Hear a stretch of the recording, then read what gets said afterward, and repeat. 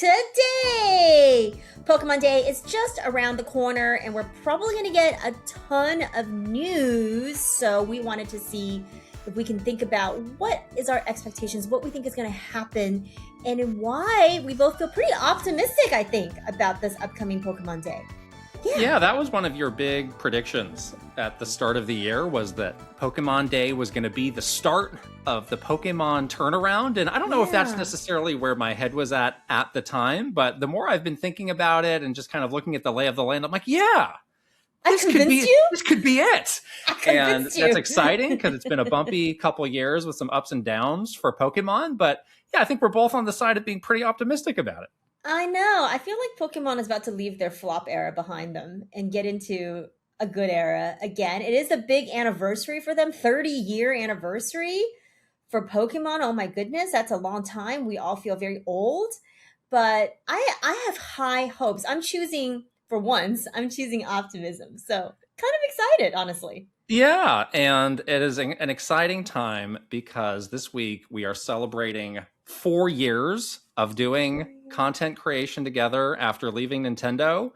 There was no guarantee that we would ever make it this far, so that's incredibly exciting. And thank you to everybody who's been supporting us through the years. And I don't know about you, I haven't necessarily gone back and watched a ton of that like year one stuff, but sometimes I do think back to some specific things. It's like, well, why did we do that? Or why were we doing it that way? So I do think we have learned a lot and improved a lot. And like, you know, sometimes you don't get the time or the opportunity to grow and improve and learn. So I think we're just very grateful to be able to have followed that path to get to where we are now. It is weird because when we first started, we were carrying some things that we knew could potentially work. Obviously, we had experience doing video stuff with Nintendo Minute, but this was a totally different thing that we were starting. So we were carrying some stuff with us. I almost feel like we carried some like baggage with us that along the way we sort of shed that. And we didn't know how that would all go, obviously. Like there was never a guarantee. You kind of jump off the cliff and hope that the parachute opens. And we've even talked about like, oh my gosh, like if this didn't work out, that'd be pretty dark. Like that would be pretty bleak for the both of us. If we didn't get to work together anymore, if we couldn't do what we love anymore. That would be it. That would be it. That I would never talk to you again. Capital T, capital E, the end. See ya later. Yeah. See you never. No, just kidding. But thankfully, thankfully, because of our wonderful community, we have been doing this. We have been doing this for 4 years. It feels long and short at the same time, but I think we're both just so grateful that we get to continue to do what we love and continue to share the things that we love with this amazing community. So thank you so much. Here's to many more years, hopefully. Yeah. Now, something else that I'm very excited about, I'm obviously not at home. I'm off on assignment. Mine, Virtual Boy has arrived. It has. And I'm looking at it right now. The box is here. Okay, good. The box is here. I have been keeping a close eye on this because I'm like, oh, how can I not be home when the Virtual Boy comes out? Oh, boy. And as we're recording this, I think tomorrow is the day that the actual games go launch online. Yes. You're going to do some stuff with this, right? I will. I'm going to be doing an unboxing, a like test run of the Virtual Boy. Farewell to mine eyes. Eyesight? My eyesight's already pretty bad, so how much worse could it possibly get? I mean, if something horrible happens, I'm going to blame you, obviously. But I do have it here. It's nicely wrapped still because I want to unbox it for everybody. Wow. I have seen some people, they got theirs like a little bit early. Like, Nintendo was just like, that was surprising. Like these were showing up days early. Yeah, I guess because the games didn't launch it, it's just like a hunk of plastic, you know, when you get it. But I have seen though that if you dock the Switch, the games do not work. It don't work. It don't work. So you got to put it in the thingamajiggy. So we'll just have a real honest, let's check it out video starring yours truly. And this is your first time ever doing Virtual Boy? I did it once. I think we talked about this before, but Virtual Boy is kind of like one of those like taboo don't talk about topics at Nintendo, but we did have a coworker. This person recently retired after 35 years, nearly, I think maybe even over 35 years at Nintendo. So he was there at Nintendo during the good old days or the bad old days, whatever you want to call it. And he had a Virtual Boy. He was like my neighbor for a while, and he had a Virtual Boy on his desk at work, and he did turn it on one time for me too, and it was decorative, obviously, like no one was like running up to his desk to check out the Virtual Boy. Daily Virtual Boy sessions. But I do remember checking it out once. I think I looked into it for like maybe consecutive 30 seconds, and I was like, no thanks. Okay. This is terrible. But I've never spent a lot of time with it. I'm really excited. I want to test it out like all the ways. I've also been really curious because how does it work if you wear glasses? So I'm going to test that out too. Like I'm wearing contacts right now, obviously. And now but like if you wear glasses. It focuses a laser beam that goes right into your corneas and your eyes explode, I think. Okay. Yeah. Well then, yeah, farewell to mine. It's like zapping ants with a magnifying glass, you know? I'm getting like LASIK in a Virtual Boy. I'm going to come out with perfect eyesight. Yeah. It's going to heal my eyesight is what it's going to do, right? 2020, here I come. Here I come, baby. Well, I'm very excited for that. I'm excited, yes. We also have a great vlog out on our YouTube channel where we are on the search for Super Mario Galaxy stuff. And it's exciting because some stuff is out, some stuff is on the horizon, and we're going to talk about that more in the news. But it was a lot of fun to just go out and see like what is in the wild. Yeah. I had my heart set on this Old Spice deodorant. I wanted to smell like a star shower. You were excited about some food items. I was. It was just a bit of a wild goose chase, but a lot of fun too. It is fun because unlike, very typical like gaming merch, the typical, like, it's a t-shirt with a logo on it. This is a, whatever. This is something you find at the Nintendo store. No, we were at like the grocery store trying to find some of these like personal care items, like a deodorant or like food stuff. I was in the freezer section looking for a cookie. In your grocer's freezer. Exactly, in your grocer's. And then we realized like there's a lot of cereal out there. Like why? Why is there so much cereal? Why? Why do we literally an entire aisle of this massive grocery store dedicated to cereal? What is going on? There's like a problem with the US and the consumption of cereal. It's kind of like concerning. Yes, and I was excited because I love Yoshi, and I was excited to see all the Yoshi stuff. And yes, we have some news for in the news section. We have some updates on the toys. I'm really excited about some of these toys. So I'm feeling like this movie has been like a Yoshi pooping out an egg. This movie's been pooping out some good stuff. There's some good stuff coming out of that movie. Wow. Way to put it.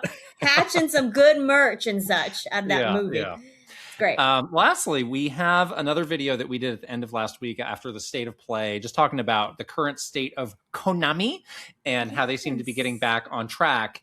So you should check that out. But I do have to address some of the comments. Addressing the controversy. I need to address it head on.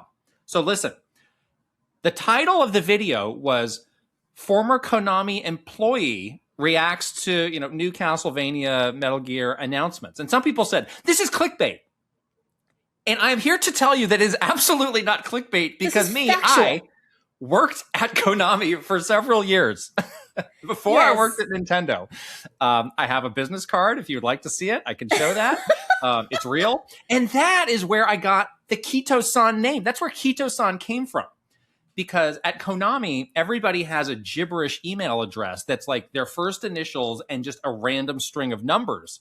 And they were like, well, for internal purposes, you can also come up with your own, like, whatever at Konami.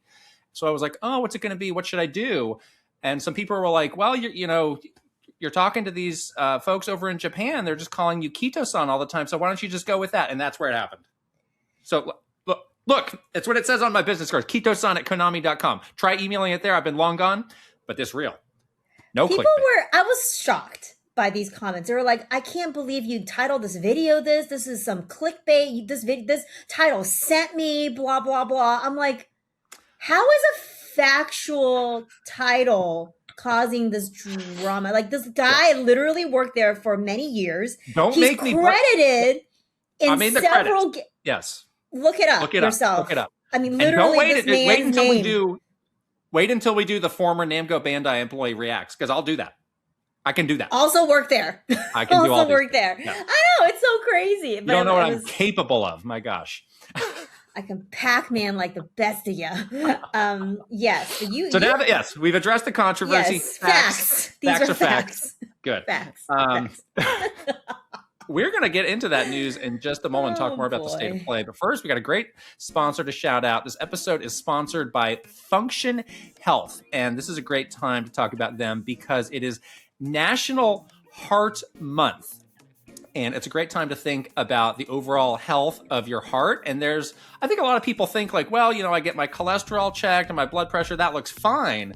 But there are a lot of other kind of health markers for your heart, such as lipoprotein. We're going to talk about lipoprotein that really don't get tested unless you specifically ask for it. And there's a lot of things that, maybe you could be doing to manage the health of your heart that you just can't do if you don't have the information. So that is where Function Health steps in with a very full check of everything that's going on in your body and especially in your heart. It's great because it is designed by world-class physicians and trusted by hundreds of thousands of members. Health leaders have created the system where it's testing things beyond what your typical checkup at your doctor may be testing. And the best part, I think, about all of this, it's great to test. It's great to know the info, but it's even better because they give you actionable ways to improve your health, to have things that you're supposed to be looking out for. So not only does it give you all the information you need, you also know what to do with that information, which is so important. And I always say health is wealth.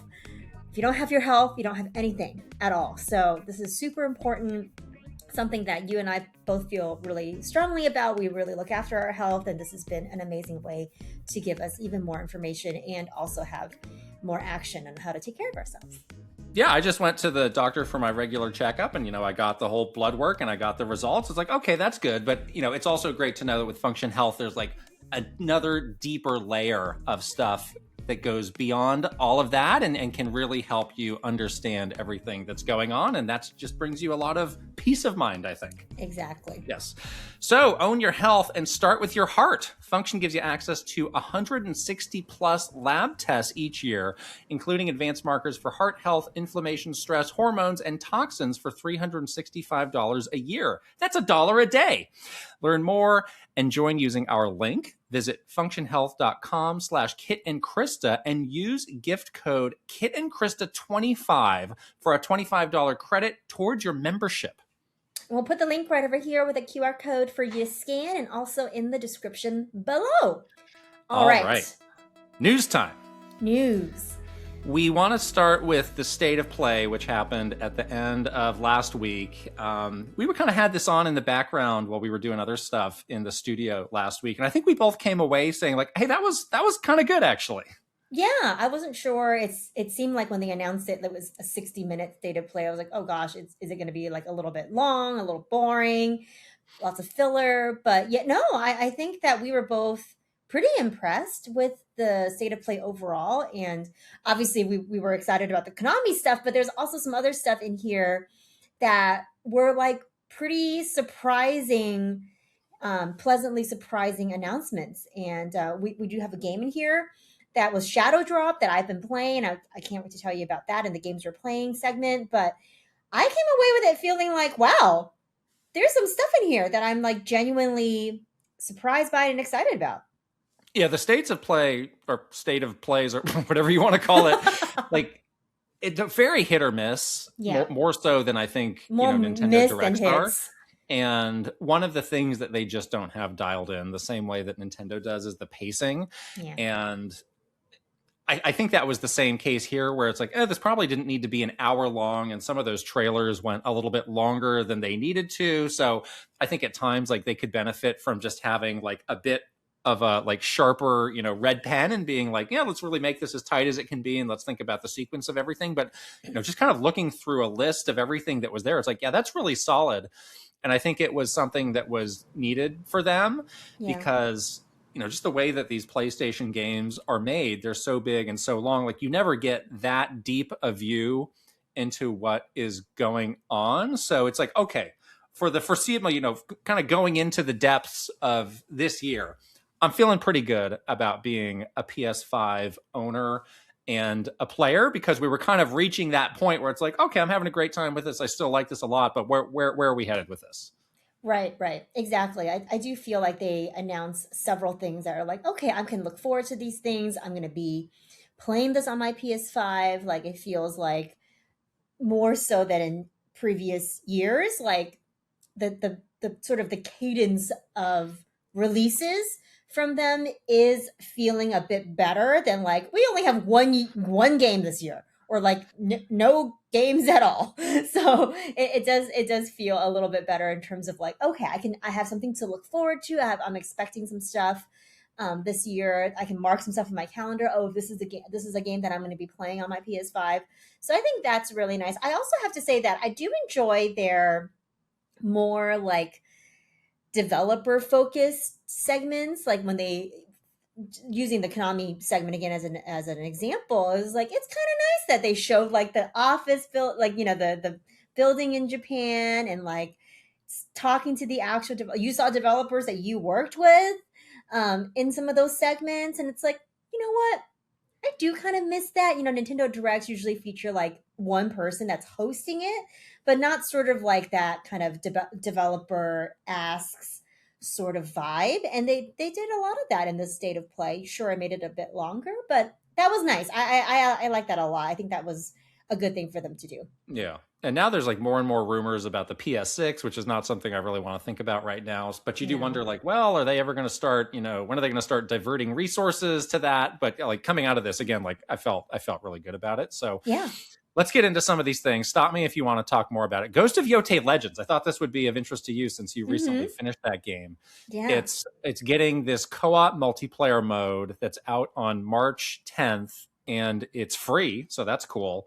And I think this is for up to 4 players. They had a multiplayer mode in Ghost of Tsushima that I never really checked out. I'd kind of moved on by the time that came out. Right. Um, this feels like it's sooner for them to turn it around from the base game coming out. Is this something you would be interested in dabbling with? I think so. The world of Ghost of Yotei is so beautiful and fun to be in. I agree that with Ghost of Tsushima, it came out like I think it maybe like a year, months and months later, and I feel like I had already put that game aside and didn't really feel like going back to it. But I just finished Ghost of Yotei like in January, I think, since I was a little late to wrap that one up, and one of the best games I've played in a while. I've really loved and enjoyed that game a lot. And I've been wondering. I was like, I wonder if they're going to do something like, is there going to be story DLC? Because it does leave the characters and sort of where you leave off of the game kind of open ended. But I'm really glad they're doing this. Any excuse to get back into that beautiful world, I'll do it. And yeah, I've never checked out a multiplayer mode in one of these games before, so I'm interested to do that. It's free, so why the heck not? Like, what do you have to lose, right? If you already have this game, so I'm definitely going to check this out. Yeah, I know some people who tried the multiplayer in Tsushima and they said it was really good. I think if I had finished or even if I owned Ghost of Yotei, I would be Yeah, pretty into this and would want to play it with you. But I think we might have to sock that away until later because I've got other things to play at the moment. But look great. I know, I'm excited. We got what is probably the last trailer for Resident Evil Requiem. I It's think been a so. very long campaign for them on this game, and this game is coming out like super soon. So it's kind of good on them for like keeping because they put out a lot of information on this game, and I feel like they've found a way to give you a little twist every time. Just like in the first run up, it was like, okay, this character Grace, we're going to be playing as her, and then we found out about Leon, and that kind of changed everything and gave us a fresh new perspective. There was a concerning update in I this know. trailer I know. I'm where very about concerned. Leon. I know. Leon is infected. I know. And I think we need to ask the Oh question, is no. Leon about to die in this game? I know. Or is he gonna turn? Is he gonna Oh, and you become have the to shoot him? then you have to kill him? Like Oh, Mercy kill Leon with like the Old Requiem Yeller? gun?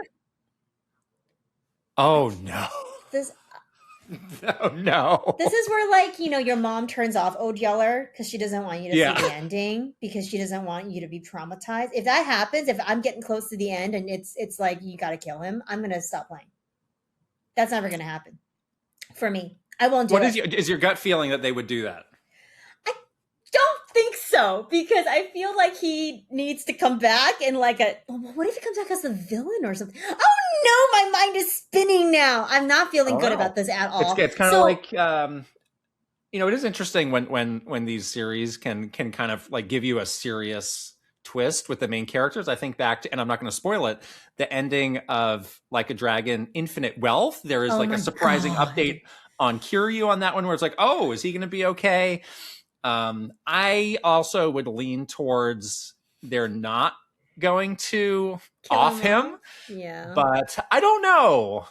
I think I think I can't rule it out as a possibility, This is and like that watching Game of Thrones where anything yeah, could happen to your favorite characters and you right, just don't know and you can't rule it out, which makes it very stressful and concerning because right, I think they know how much the fans, how much, everyone just loves Leon as a character. So anything that happens to him that concerns him, I think people are very invested in. So that's a great way for them to really hook you, whether it's emotionally or whatever, into the game. I remember when we played that demo, there was a little allusion to that in oh, some dialogue that I oh, had picked really, up. And I oh, was like, I at didn't the see that. time, it was during this cutscene where he had a conversation with Dr. Gideon, and Gideon says to him, like, you're infected too, or like, that your days are not like something like crazy like Oh, that. And I was like, wait, what does that mean? So who knows? We can't rule it out. We don't know what's gonna happen to Leon, but as a major part of the Resident Evil universe, a major character, I'm sure they're thinking about like what is long term, like what is the best approach for this. But I'm sure we're going to be very like emotionally invested in this game with Leon being infected, my baby. oh Oh no, no. we better move on. There is a new Dead or Alive game in development. They confirmed. You didn't get a ton of on that. Did you ever play many Dead or Alive games? I did not. I didn't either, but there has been kind of like a like resurgence of appreciation, I think, for Dead or Alive, and that series does have some cool things with like the destructible environments. Yeah. That's neat. So I think it's good. I think there's a place for this. I was not I've played those games. I can't say like I ever really bought them, but I think it's a good series for them to try and bring back. Mhm. Obviously, Itagaki, that he was the guy on this. He not around to do this anymore. So Right. He hopefully, passed they, away. they So can kind of sad. really nail the essence of that. But yeah, I Yeah. think this is good. And maybe I'll pay closer attention when they announce a new beach volleyball game. I was gonna Um, say, I think the jiggle is what people want to see. wink, wink. All this Konami stuff, again, we have a video talking about this all in great detail. So Metal Gear Solid Master Collection 2, Metal Gear Solid 4, Metal Gear Solid Peace Walker. And again, I want to say the hidden gem in here is Metal Gear Solid Ghost Babel, which is the Game Boy Color kind of old school top-down Metal Gear style game that is super good. Like, I think if you look this game up on Metacritic, this is like the early days of like games getting on Metacritic, but like the reviews are crazy high. I think that game, I was thinking of picking that game up when you gave me the Analog Pocket because, again, I Right. stupidly had that game and sold it, and it's like crazy Yikes. expensive now. So that's Oh. like secretly like a really good get that they just kind of had positioned as like, oh, it's a bonus. It's like, no, that can stand with the other stuff. That's really good. Yeah, that's really good. I mean, Yeah. if it's inaccessible because of price now and they put it in a collection where it is accessible, like that is always a win. So that's Yeah. great. This is on Switch 2. It's a big surprise that Metal Gear Solid 4 is finally off of the PlayStation 3. And that was one of the big memories that I had of working on this game in my time at Konami, was just the endless begging of people of like, so this is going to come to Xbox 360, right? It was like a really like intense like just run up to that game where it's like they're not going to do this, right? They have it. I mean, gosh, put it on. This was the generation where everybody loved the Xbox 360, and it was like, no, Mhm. it's exclusive. It's not going to happen. And nobody believed them until it actually came out. So Console it's wars were nice. alive and well back in those days, Yeah, huh? Yeah, they're it's nice to truly the get it days on of the everything console wars. else. Yeah. Also, Metal Gear related, there was an update for the first Metal Gear Solid collection that added some nice, like it boosted the frame rate of a bunch of those games. Oh, that's cool. For MGS1, it now has kind of a much cleaner option for the resolution. If you want to do it, you can still have the kind of like a bit, older school PS1 style, but I think that's nice. A lot of people didn't like that collection on Switch. I I I didn't liked mind it. it. I didn't mind it that much, but I think those are nice additions. I wasn't a purist though, and that was the Yeah. first time I've ever played a Metal Gear game was in that collection on a Switch. Oh, we got to play some more of those. Okay. So yeah, that's why I'm excited to like play more Something of to these. tackle in a different podcast or video or something. I am not a fan of Metal Gear Solid 4, even though I have this close connection to it. It's kind of one of my Oh, least favorites. you So did we'll leave react that that way. conversation for another time. And I'm going to Yeah, say, if we're going to play another Metal Gear game, it's not going to be that. you definitely had that reaction when we were watching the State of Play live. You were like, "This game sucks." I was like, But "Okay, you're not ready to handle that. I'm not ready to handle your hate of Metal Gear Solid No. 4." Sorry. Castlevania is back. Castlevania Belmont's Curse is the game coming out this year for the Castlevania 40th anniversary by the Dead Cells developer. And they said that for the anniversary, there's more stuff coming, I know. which I'm so is curious. Like, what? an exciting tease. Yeah, I'm pretty curious about what they have upcoming. That Netflix show I know it did really well. I wonder if they have more of those coming or like, beyond games, right? I feel like there's probably more entertainment things for Castlevania that they probably want to do for the 40th. But we were both super impressed with this game. I love the Dead Cells dev team, and I think that this game looks really amazing. And yeah, I think there's some people that had an issue with maybe the art style and stuff like that. But again, I am not like a Castlevania purist. I haven't played as many of these games, and I haven't played a lot of these games in the moment. So maybe I'm a little bit more lenient on what I thought of it. But I was pretty hyped. I was like, oh my gosh, like this looks super good, and very trusting of the Dead Cells devs to really pay careful homage to the legacy of Castlevania. Yeah, I mean, if they wanted to kind of rally this new era of Castlevania around the show as kind of, the visual and kind of story anchor for all of that, I think I'd be okay with that because, people seem to really like those and it seems to be respectfully handling all of the source material. And I do think they need to probably very clearly branch off from the stuff that came before. So yeah, I'm feeling pretty good about where it's all headed. I definitely want to see more, but I like what I've seen so far. Mm-hmm. Last thing from Konami was the Silent Hill Townfall, which is being done by Konami and Annapurna. It is first person. There was some additional story stuff that came out that they were kind of hinting at, and some people were like, "Oh, they seem to be like anchoring on to this real world event that happened in Scotland," which I won't talk about it here. I looked it up, and it's quite dark. So, oh no, real? Yes, as usual, Silent Hill delving the depths of the human psyche and the darkness of inside all of us. I truly can't. It sounds so scary, and if it's real, that's even worse because it happened. Yes, oh, no. exactly. No, thank you. John Wick game was announced. We were both like watching that, like give us the Keanu, and then they gave it to us. Keanu face reveal. Is it John Wick? Yes. Give us a face reveal, and then it was like, of course, they do the trailer where his hair was kind of in his face, and then he looks up, and we're like, there he is. Yeah, Johnny I don't know why Silverhand they waited so long to do a John John Wick game because it seems like so it's perfectly perfect. suited to a game. So good on them for finally getting to that.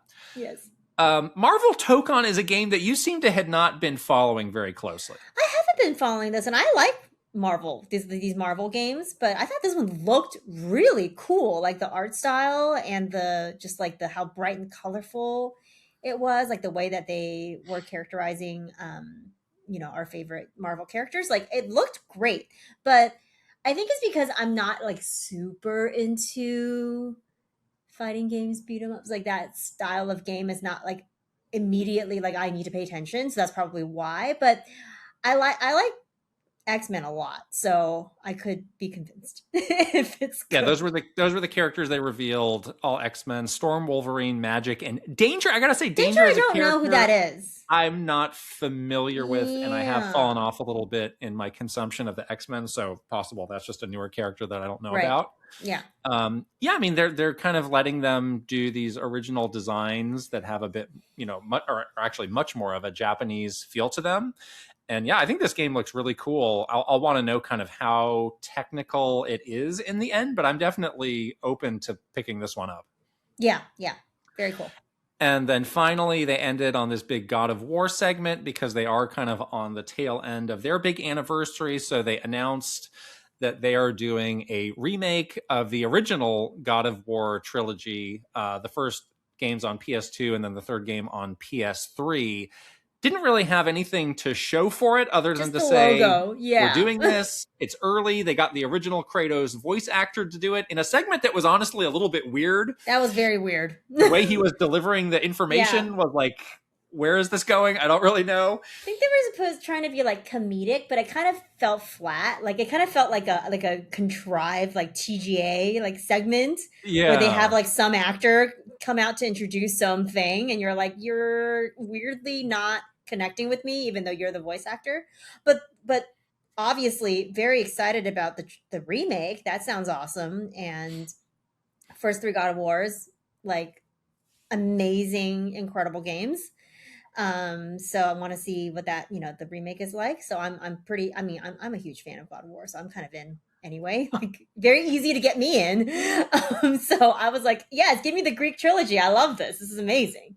I can't I'm pretty wait. curious about like when they say remake, like what exactly is the Are we, angle on this going to yeah, be? Because I've seen people like some mock-ups of people like, well, what if they did an over-the-shoulder view like they did with the more recent old Kratos games? And right. That's interesting. to me, that feels like that would be a bit more than a remake. But again, like Mm, that word is so open to interpretation. true. I mean, I would honestly be fine if they just kind of, took the games that, as they were on the PS2 and PS3 and just kind of kept all of Bumped it that and up, just kind of modernized the visuals and, maybe the menus updated a and couple controls other a things. bit. Yeah, Exactly. Other little quality of life things. exactly. But yeah, I think especially the first two, the third game I think has a bit of a dip in the quality, but the first two games are really good, especially the second. I think the The second second one is incredible. I think the second one is my favorite game in the entire series. I think so too. I think for me as well. Until we Yeah. get to, and then the first one of the new like, you know, the new like Viking Kratos legend, like those, the first of those I really liked, but the second original Greek trilogy, God of War, is like what really solidified this as like a series that I just all time fell in love with. So yeah, I would. Yeah. I asked you if you're going to get me that spear to complete my Kratos weapon collection, and you did We'll have not to seem see. interested in that We'll have to at see. all. And then they ended with this shadow drop, God of War, Sons of Sparta, which you have been playing. We're going to talk about later on Mhm. in the games we've been Yeah. playing. It's kind of a Metroidvania 2D game. Yes. I looked up the studio who did this, and I was curious about how they chose them because they've got kind of a very varied background of games that they've made, including some of like the backyard baseball games. So it's like, oh, I wonder how they got hooked up with Sony to make this. Yeah. So we'll wait until later on in this episode to get into your Yeah. thoughts on that. Love a shadow drop though. Yes. So So excited to get a shadow drop. A that God of War shadow drop. all right. I Yes. popped off. I was excited. I loved it. We were like, So that was the state of oh, play. yeah. In some less positive news, remember old Highguard? Remember Highguard from the Game Awards and Jeff Keighley reveals? They had a pretty big first couple days with that game where it spiked and there were a lot of players, but it's since fallen off, and they have now, the team behind the game, Wildlight Entertainment, has laid off the majority of their staff, and things are not really looking good for them. Here is the statement that they released. Today, we made an incredibly difficult decision to part ways with a number of our team members while keeping a core group of developers to continue innovating on and supporting the game. We're proud of the team, talent, and product we have created together. We're also grateful for players who gave the game a shot and those who continue to be a part of our community. And Oh after that, there boy. was also a pretty long post from one of the developers kind of reflecting on everything that had happened. And, this went into a little bit more of the curious reaction online of kind of the large amounts of hate that was directed at the game for reasons that I still don't completely understand. Well, And for I think, for a misunderstanding what of, was the misunderstanding? well, they thought that the developers paid for that reveal during the Ah, TGAs, which was not true. They did not pay. No one is paying. How many times do I need to say this for people well, to maybe Jeff Keighley actually? should say it. He did say it, but more people, I guess, need to say it. I mean, again, we worked on the TGAs. Jeff obviously is knows what that is, what's going on with that, but the people that think that there is a way to pay for the closer for the TGAs, that's not going to happen ever. I don't think there's ever going to be a situation where someone is paying to be the closer, the closing announcement at the TGA. So that this is what started this whole disastrous thing. That article and the post from the former developer is really sad, and just I can only imagine sort of the shock of it, where you come out with so much excitement on something that you've been working on for almost 3 years, and to be, part of a huge show like the TGAs, where you can talk about your game, must have felt like a dream come true, only for it to end in this like kind of disastrous thing where so many people latched on to this misconception that these people paid for that reveal spot. They, paid millions of dollars, which they did not, to have that game be the closing announcement at the TGAs. And ever since then, it was like people made like a business out of hating on this game. And it's so unfortunate. I felt so bad for them. I mean, the game itself, didn't seem like it was doing them any favors, honestly, either, because you're going into a very crowded and negative space with these kinds of live service games. But regardless of that, the hate that they got, and sort of the way that this just turned into this feeding frenzy on people rage baiting and getting all these views from it and all that stuff is just like gross and super unfortunate. So I felt pretty bad for them. Like that, it seems like it was like almost like a shocking kind of like a positive thing, just completely turning the other way. And I think it's really unfortunate. Yeah, I think there's a lot of theories about like why this game didn't work out, and they haven't completely shut the game down yet, but it seems like they're probably headed that way unless they Yeah, can have some miraculous turnaround.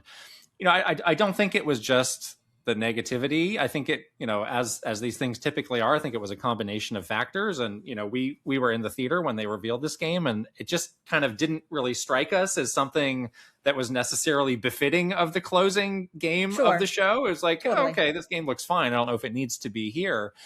And there's just this live service genre just seems like a real minefield Yeah. of people are just so invested in the games that they're already playing, and there just seems to be an increasing amount of fatigue around these games. I think you would really need to think long and hard of like, is this really the game we should make right now? Because it just doesn't seem to be panning out for a lot of these games. Not even compared to the way it used to. It's just like it's just so much more crowded now than it ever was, and it's just not a genre that can support that many games. Yeah, and I think, the reason the Concord game being a complete failure is this big dark looming shadow over these live service games. I feel like everyone is almost like gleefully rooting for like the next Concord. Ooh, what's going to be the next failure? Like they're rooting against you, but it's also like, a symptom of this type of game is that like you will get the people, a huge percentage of people that will root against you. If you choose to make this kind of game, these are the challenging hurdles you're going to have to figure out how to get through. And if you don't have a plan to do that, probably not the best idea to do it, you know?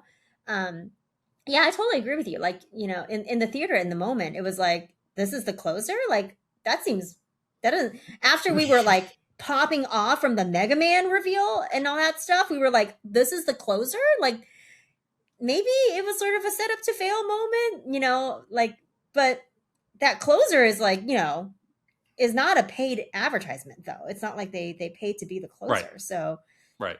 it was just a game that people weren't that interested in. And then of course, again, with this live service genre, a lot of people are just kind of checked out on it and sort of like rooting for it to fail. So I think it's just hard overall, but they didn't deserve this hate. They truly, like, they did not deserve this kind of backlash. And there are people in our community that play and like this game. This game does not seem to be like, it didn't seem like this game was like completely bad. You know what I mean? Like, I'm sure it had some issues going in. I think that they had made some adjustments like very quickly as well. After player feedback, they like expanded it to like a 5v5, and they did some stuff to like address some of that early feedback. So it wasn't like the game was bad. People just, they already had made their mind up about it, and it was just it's really unfortunate. Yeah, I think that's the thing that Jeff needs to really adjust going into his next round of shows, starting with Summer Game Fest. Every year, he always has some positives and some things that need fixing. One thing a year, yeah. He'll fix something and then he'll have a new issue. But yeah, this real transparency around the paid portions of the show and how that all works. It's been a thing for like a little while now. I remember there was that story going into Summer Game Fest a while ago of like, wait, these things are paid. And I think there's just like now so much lack of clarity around like how that works. And I think for us, like, we understand it, but I think for a lot of people, it's just like, so everything's up for grabs. So I think he really does need to find a way to address that. Yeah. He does. Last, and it is arguable that this is news, but it's big news to us. Our merch dreams are coming true. This is the biggest news I've ever heard. So we talked about our video where we went looking for Mario Galaxy stuff. There is more stuff coming. And as a big Yoshi fan, I'm excited for you. So there are leaked photos of a Yoshi popcorn bucket. And it's a Yoshi holding an egg. I don't know where the popcorn goes. Do you? Turn it around. I think it goes inside the egg. Like the bottom of the egg must be hollow. Okay. It doesn't look like you would put much popcorn in there, though. You flip the Yoshi. How am I getting my mega-sized popcorn? I don't think you're going to. I mean, it just looks like a statue of Yoshi. A lot of these, it's like obvious. It's like, oh yeah, the popcorn goes there. But in this case, it's like, I don't know. I mean, I still kind of, I assume you're going to get one of these. If I can. My fear is that it's going to get sold out real fast. Scalpers? But I need to have this. It's pretty cool. That's so cool. And perhaps cooler is this thing that just came out of nowhere. Oh my God, this is so cool. Hatchin' Yoshi, which so this is a toy, right? Yes, this is a toy. So there's a Yoshi and an egg, and I think you somehow activate the Yoshi and it starts like shaking and it breaks out of the egg. So my question is, can you unhatch it? Or once you peel away the egg outside, that's it, right? The egg is gone. The egg is gone. That's how eggs work. You gotta break the egg. Do you need a refresher on how eggs work? No. I need to get this yolk back in the egg. I mean, it would be cute if it could continue to sit a little bit in the egg if you're displaying it. The little baby Yoshi. Well, you could probably do that. I mean, look at the picture here. Break the egg carefully.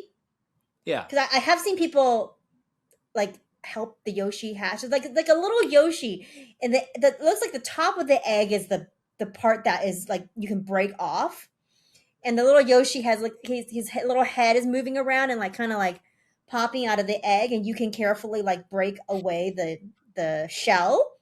Yes. And maybe you can preserve it so like you still have the bottom part of the egg so that the Yoshi can go back inside.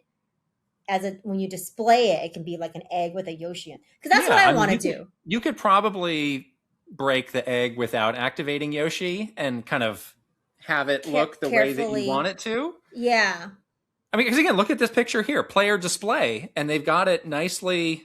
Little Yoshi sitting in the egg. So cute.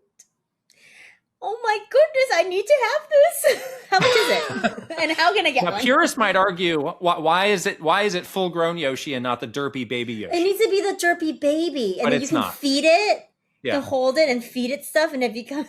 That's going over people's heads. So this is, have you taken action on this? Because this is like, you can pre-order this now. Like, I don't know, there's stuff you can do if you want to. Oh my gosh, it's too late for you, I think. What have you been doing? The pre-orders are gone? You've been wasting your life. Don't do that now. Should I pre-order right now? I'm gonna pre-order right now. Just keep talking. No, we're doing a podcast. I won't do that. We're doing a podcast. You need to get with the program here if you want the Hatch and Yoshi. I need to get this. I need to pre-order. Okay, I'll pre-order after this. I'll be honest, like a lot of this merch is like whatever, but like this time it's doing a lot to like get me excited for this movie. Kind of hyped, right? I'm so hyped. And I feel kind of stupid Yoshi. saying it. I'm so easily amused by this. Like I'm an old woman. Like, what's wrong with me? And they're putting out like a lot of like little like short clips from the movie lately. I'm like, this is good. This is good. They've also revealed today all the different character posters for the movie, and I studied each one. I was like, ooh, let me look at the Luigi poster and see what's in the background of that. I was like so into it. Right. But yeah, they do a really good job with the movie promo. Like they know what they're doing. They know how to get us invested. So that's exciting for you. Exciting for me is that the Pokemon Center, and I need clarity on whether this is coming outside of Japan. They're doing a whole line of stuff based on fighting type Pokemon, which means Machamp stuff is happening. Every time we go to a Pokemon store, I say, where's the Machamp section? I need a dedicated wing of this store to Machamp. There's gonna be one. Oh my gosh! Are you going to go to Japan just for this? Are you going to travel to Japan just for Machamp? I need to get this stuff one way or another. But I mean, look at this artwork. This Machamp has like not two brain cells to rub together. It looks so dumb. The eyes are just blank. Big bug eyes, but he looks buff, which is what I care about. There's the little figure that is the cutest thing I've ever seen. You guys know, if you saw our latest studio tour, we have a Machamp shelf. We may need to expand it to two. Already. We might need to expand it to 2 shelves if we get everything on this one. It might be a Machamp takeover. I know. This with the wrestling pose. Are you talking about the bottle opener? Yes, I love this bottle opener. Do you realize opener. that? That's a bottle opener. Yes. We have to have this. I have to have that. So cute. And then, yes, there's flexing bottle opener Machamp, and then there's this other plush where you kind of squeeze his legs. And I mean, I would love to squeeze his legs anyway, and he flexes. He's like moving his arms around. It's great. This is good. This is good stuff. Like, this is legit good. Other shirts and stuff with this whole design of all these. Get this Halucha. I don't want to see a Halucha ever again after what happened in the run up to Z. I don't want to see a Halucha. Get that out of here. Yeah, the Halucha beat up the Machamp, and you were no. Mad. I'm not. All of these other, well, Lucario's okay, but all of the other Pokemon got like featured Hitmonlee. Hitmonlee got Mankey. Mankey? I like these guys. You like Mankey and Hitmonlee? I like Mankey a lot. Yeah. You do like Mankey. I don't like Mankey. Mankey's gross. Well, fine. You don't have to like Mankey. Mankey looks like he has rabies. Like he's like he wild. He might have some kind of like looks disease. Insane. Yeah, he's gonna infect Leon. Mankey's gonna infect Leon. Then that's it. That's it. That's the end of the world. The Mankey virus. But I was gonna say the art style, this like kind of cartoony, almost like I don't even know how to describe it, but I really like it. Yes. I really like it a lot. It's very cute. Yes. We are energized by the possibility of spending money. We're consumerists. No. Yes. Let's do a couple questions from our Patreon subscribers before we get into our Pokemon segment. Here's a question from Gartooth. Something I've noticed is a lot of Nintendo's more niche franchises tend to share a science fiction setting like Metroid, Star Fox, and F-Zero. Do you think there's something about sci-fi in particular that makes it less appealing to a broader audience compared to Nintendo's other IP, or do you think this is just a coincidence? I think sci-fi is really hard to pull off, and it's harder to pull off than, say, the Mushroom Kingdom, where it's almost like the more generic a setting is, the easier it is to pull off. Like you can argue, and this is not to be disparaging of Hyrule or Zelda, but like Hyrule is just like it's like a typical It's fantasy. fantasy kingdom, or it's literally like Europe. You know, you go to Europe, there's a castle, there's some woods. I mean, there's a It's fantasy just like element. Europe. There's some Kids love fantasy Europe. elements. Yeah, I mean, like it's easy to it's easy to do. It's kind of generic. It's like the Lost Woods is just literally a forest. You know, Hyrule Castle it looks like any other castle. It has the look of a Disney castle. It's the same thing. But I think sci-fi is hard because you have to be very specific with sci-fi, and like it's really difficult to make it believable, to make it feel like not cheesy, to make it feel, I don't know, relatable in a way, because like less people have gone to space than the people that have gone to Europe.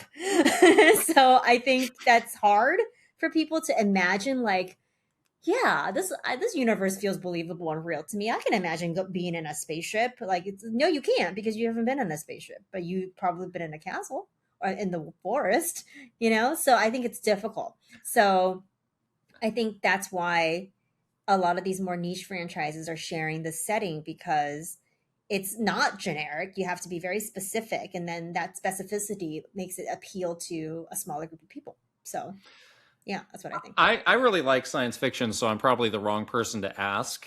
And the counterpoint to the claim here is like, hey, Star Wars.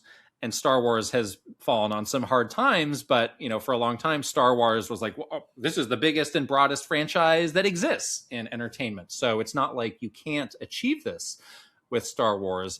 In the case, in the games listed here, Metroid, Star Fox, and F-Zero, I think with Star Fox and F-Zero, there is a gameplay limitation where those are now representing older genres that need probably to freshen up in some way to really appeal to a bigger audience.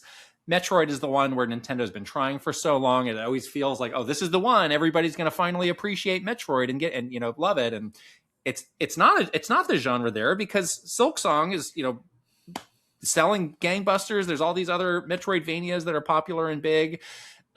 So yeah, I think you're right that just like the way that you do science fiction is maybe the way you implement it is a bit harder than some of these other genres, because yeah, there are a lot of people, yourself included, who are just like, I kind of like science fiction for some things, but not for others. So maybe it's just not as universally appealing as some other things, AKA Europe. Exactly. Hard to imagine yourself in the science fiction universe, which is why, and this is like a bit of a departure from answering the questions. Like I really, was getting to Star Wars a bit later. You've been a Star Wars fan for a long time, since you were a kid, and I didn't get into Star Wars until way later. And the stuff in the Star Wars universe that I like the most, it's the stuff that's just based around like the lives of real people. That's why you and I both like the show Andor so much, because it's the science fiction setting is inconsequential to the plot and the storyline of the show. The show is about people and like the stuff that they're going through. And so when you put it in that context, you could plop those characters in any setting and it would be a great story. But they just happen to be in the sci-fi world of Star Wars. But I think that's what you have to do with sci-fi to make it appealing, is that you have to make it about things that people can relate to, a broader audience can relate to. And it's difficult when you have, like these three games especially, I think it's very difficult to, especially Star Fox and F-Zero. It's like I have a hard time relating to these characters and the sort of setting. And like it just feels like very something that I have no sort of context around. So that's just something that I think is really difficult to do. And Metroid has other issues, definitely more relatable in terms of characters, but has other issues. So yeah, I don't know if Nintendo would ever try to like either revitalize some of these series or like even like start a new sci-fi kind of, series or game. But I wonder how they would approach it to make it feel. What do you mean you can't relate to noted psychopath Captain Falcon?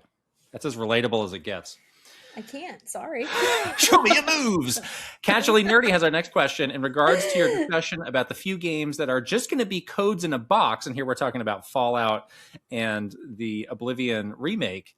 Do you think perhaps the game developers already have a general idea that those games aren't going to be big sellers, so it's best to just save the time, money, and effort and skip the whole physical aspect? I don't think that they're immediately like pack and ship this, because they wouldn't do it at all. Where's the closer on the Nintendo Direct? I know, not the same closer as the shadow drop of a God of War game, but anyways, we're not comparing notes here. But yeah, I think this is where like you gotta pick your battles in a business sense. It's like, okay, we gotta put resources where we think it's gonna make the most difference. They want to have something on a shelf because that is important visually. It's very important still to have things on a shelf that people, when they're like at a store, can find. And this is kind of the lowest cost way to do that. They're probably like, yeah, the majority of people that will buy this will probably buy it digital. So the stuff on the shelf is just good for us to like kind of net in any additional stragglers, but that's probably not their main target audience. Their main audience has already made a decision to buy digitally. So that's just, in terms of like making a business decision, I think that's the choice that you have to like, these are the choices you have to make. But I don't think it means they're like, this is gonna suck, we don't care, just get it out there. I don't think that's the attitude. Yeah, I mean, I would be less surprised by it again if we didn't have the outlier of Indiana Jones being, full game on the cartridge. Yes. To just kind of complicate of like, wait, why is one this way and the others are the other way? I get that it's a different studio, but they're all part of Bethesda.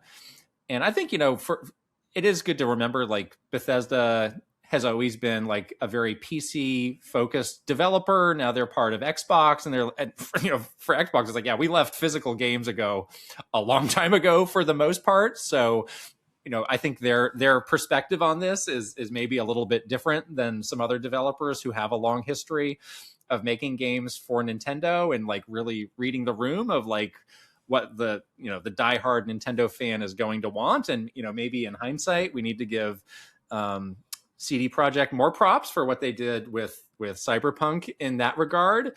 And I think there were codes in a box on the Switch one. I'm sure they have all the information they need. I agree that it's probably primarily a financially oriented decision. I do think they probably still have very high aspirations for this game, but yeah, they're probably just looking at the economics and like, yeah, this is the path that we're going to go down. So we'll see if they get bitten by that in the end. Right. Nintendo definitely should do more though to educate their partners or continue to push their partners to do more on the physical side, because they know Nintendo knows their audience really well, and it's very obvious that the Nintendo consumer, the Nintendo fans, really, really care about these physical games. So Nintendo should be doing that. They should be like, hey, Bethesda, don't do that code in a box. You should do this. Maybe we incentivize you by being a better partner and chipping in some of the money or whatever. I don't know. They should be doing some other stuff to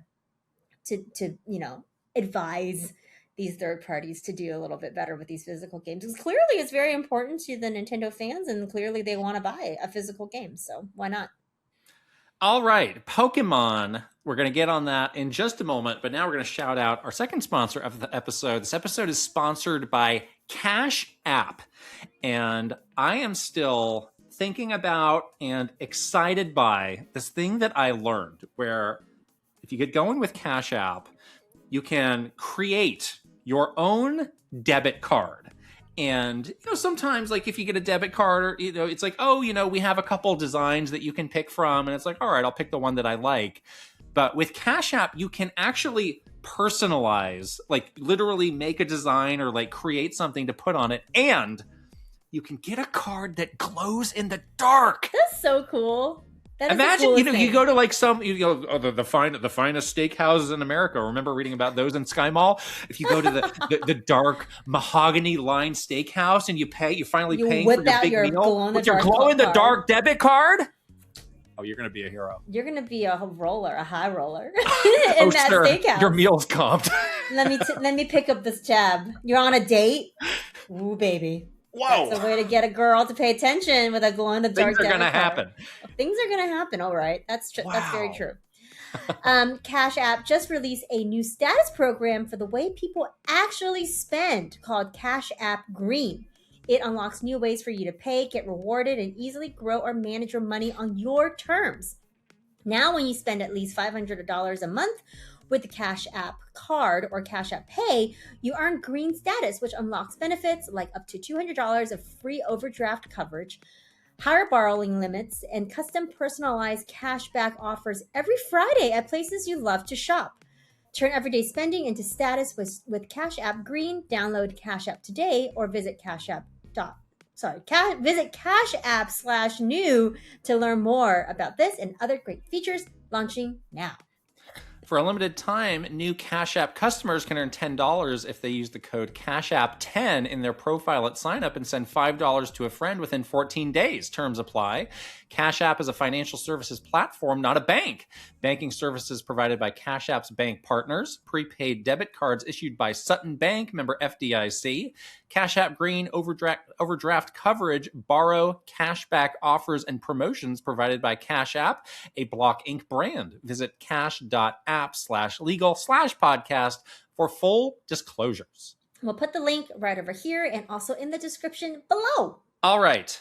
Time to talk some Pokemon Day, Pokemon Presents, which, we should say the Pokemon Presents is still not announced, but it is. It's happening. It's happening. Pokemon Day next week, I think it's Friday. So Yes. yeah, that would be, and we were talking, that is one of the things that is worth getting up at 6 a.m. for. Yes. There's not a lot of things that we These get up days, at it's 6 not a a.m. lot. for anyway, which is good because I'm grumpy at 6 a.m. But I am pretty excited about this Pokemon Day, Pokemon Presents. So I think, yes, this one is worth getting up early to do it in real time, which will be fun. So I want to start by asking you, again, back in our predictions, you shared that you were so optimistic and the comeback is happening. What led you down that path?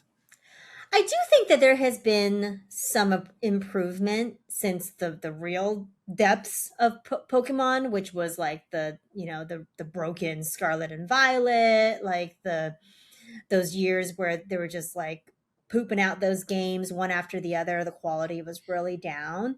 But I do feel like in recent years, they've taken a break from the crazy pacing that they had on these Pokemon games, which we think may have led to some of the quality issues. Pokemon ZA, really enjoyed that game. I think we both really enjoyed that game. Yes, there were some issues. The windows were not pretty, whatever. But definitely seems like they're on a better trajectory than before. Certainly not going down, definitely on an upswing.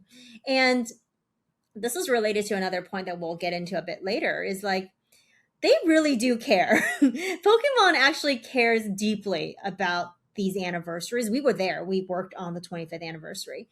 They do put a lot of like effort into these anniversaries. This is truly, unlike Nintendo, this is truly a really big deal for them. So I think if they are like rallying around something, saving something for something, really trying their best to do something special, they would tie it to this anniversary. And this is a big one. This is the 30th anniversary. So I do think that they have some stuff up their sleeves that they have been saving up for this, and they have been cooking away on some cool things that they've been holding back for this anniversary. And all of that sort of signals to me like, yeah, like optimism. This stuff that they're going to probably be showing us is going to be cool. It's going to be something that they've been working towards to release during this anniversary year. So I'm really excited about that. Yeah, I think as always, they have a lot of stuff on the way, and I think it feels like this year they have perhaps more stuff than ever. But, I think specifically around Gen 10, and again, like a lot of this stuff, there've been a lot of leaks around that. We're not going to get into the nitty gritty of those leaks because I know some people have been avoiding those and they want to be properly surprised. But I just think they're probably at a point where they can turn a corner on some of the problems that they were having technically with those games. Yeah. I think, like later on in the Switch, I think they just got stuck into some technology that it's like, we just kind of have to keep using this for better or for worse. And, I also come at it from like a very human angle where if you have if you're the top dog, like they had been for so long, and all of a sudden you start having a problem, you're probably not admitting that to yourself right away. And you're probably not asking for help right away either. But as the problem continues on, and as you continue to be incapable of solving that problem yourself, hopefully you reach a point where you raise your hands like, I actually do need some help. I actually do have, a problem here. And Game Freak, they have a lot of pride in their work. They have a reason to take pride in that.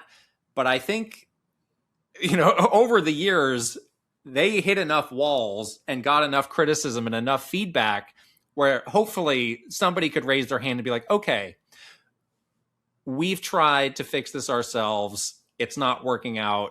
We have so many great partners around us. Please help us. And you see that even with me, where it's like, oh, we're in the grocery store. It's like, oh, you need to go find this. It's like, no, I'm going to do it myself. I'm not going to ask for help. Some people are just like that. Yeah. And I also think it's interesting that all the things that Pokemon does, movies, trading cards, these mobile games, whatever, the way that those are made hasn't really changed over the years. Like the process of making a trading card, it's like, yeah, it's kind of the same way we've been doing it for 20 years. There's only this one thing, the video games, that has gotten exponentially harder for them to do. And I just wonder, like, if you are part of this big Pokemon entity and you were kind of one of the most important spoke in that wheel, and you're kind of gumming everything up. Well, I was like, oh my gosh, these trading cards are sold out. They're fighting in the streets of the Costco to get these trading cards. Just like, that's a really difficult place to be, where it's like, we're the one who is having problems, but there's actually like really legitimate reasons that we're having problems, because just the way of making games has gotten harder. The types of games that we're trying to make are way more ambitious. So I'm not making excuses for them, but I just think, again, from a very like human point of view, I think they've had the time to go through that process and really think through everything that has been standing in their way. The other thing that was really working for them, they got money. They got a lot of money. So guess what? You can throw some money at the problem and you have the resources to do it. You're not some like dinky little company that's having problems and trying to catch up with the modern ways of making a game, developing a game, making a game on modern hardware, whatever.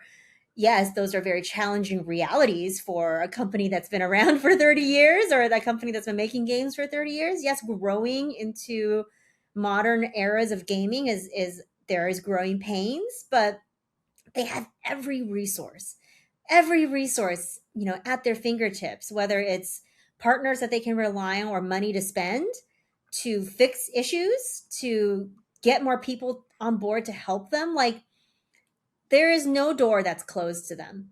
And I think once they do that, come to admit to themselves, like, hey, we do need the help, or this is an area where we are lacking in resources or lacking in expertise or whatever else. Once you have come to peace with that, and you've admitted to yourself, like, this is an area where we have an issue, at least you have the funding, the money to fix it, right? So I think that all is I'm saying this is like a very, very good thing. Like, once they, come to terms with the fact that they need the help, they can pay for the help. So really nothing is they're not short on resources. They are surrounded by people and entities that can support them. Exactly. Like a lot of this sounds like a therapy session for Pokemon or something. And it's just like, there's something that needs to click for, it's like, let your loved ones support you and help you out, Pokemon. Yeah, it's like an intervention. Yes. Putting you in Pokemon rehab. for a little while so you can come to terms with your issues. Now, there's this very vocal group of longtime fans who have been upset about Pokemon games, saying we deserve better, saying they need to do better, talking about loudly that, we should be boycotting these games. What do you think they can do in this Pokemon Presents and kind of throughout the year to try and turn the tide on this group?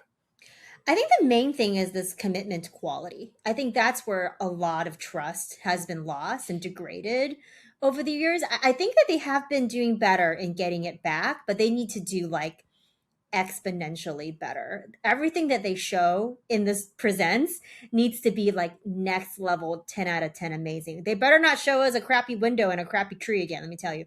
Don't lose them on something dumb like that. You know what I mean? Like that's an easy win. Just pay attention to the details and pay attention to that quality, because every Pokemon fan is going to be freeze framing every second of that Pokemon Presents to try to pick them apart, because that's what people do these days.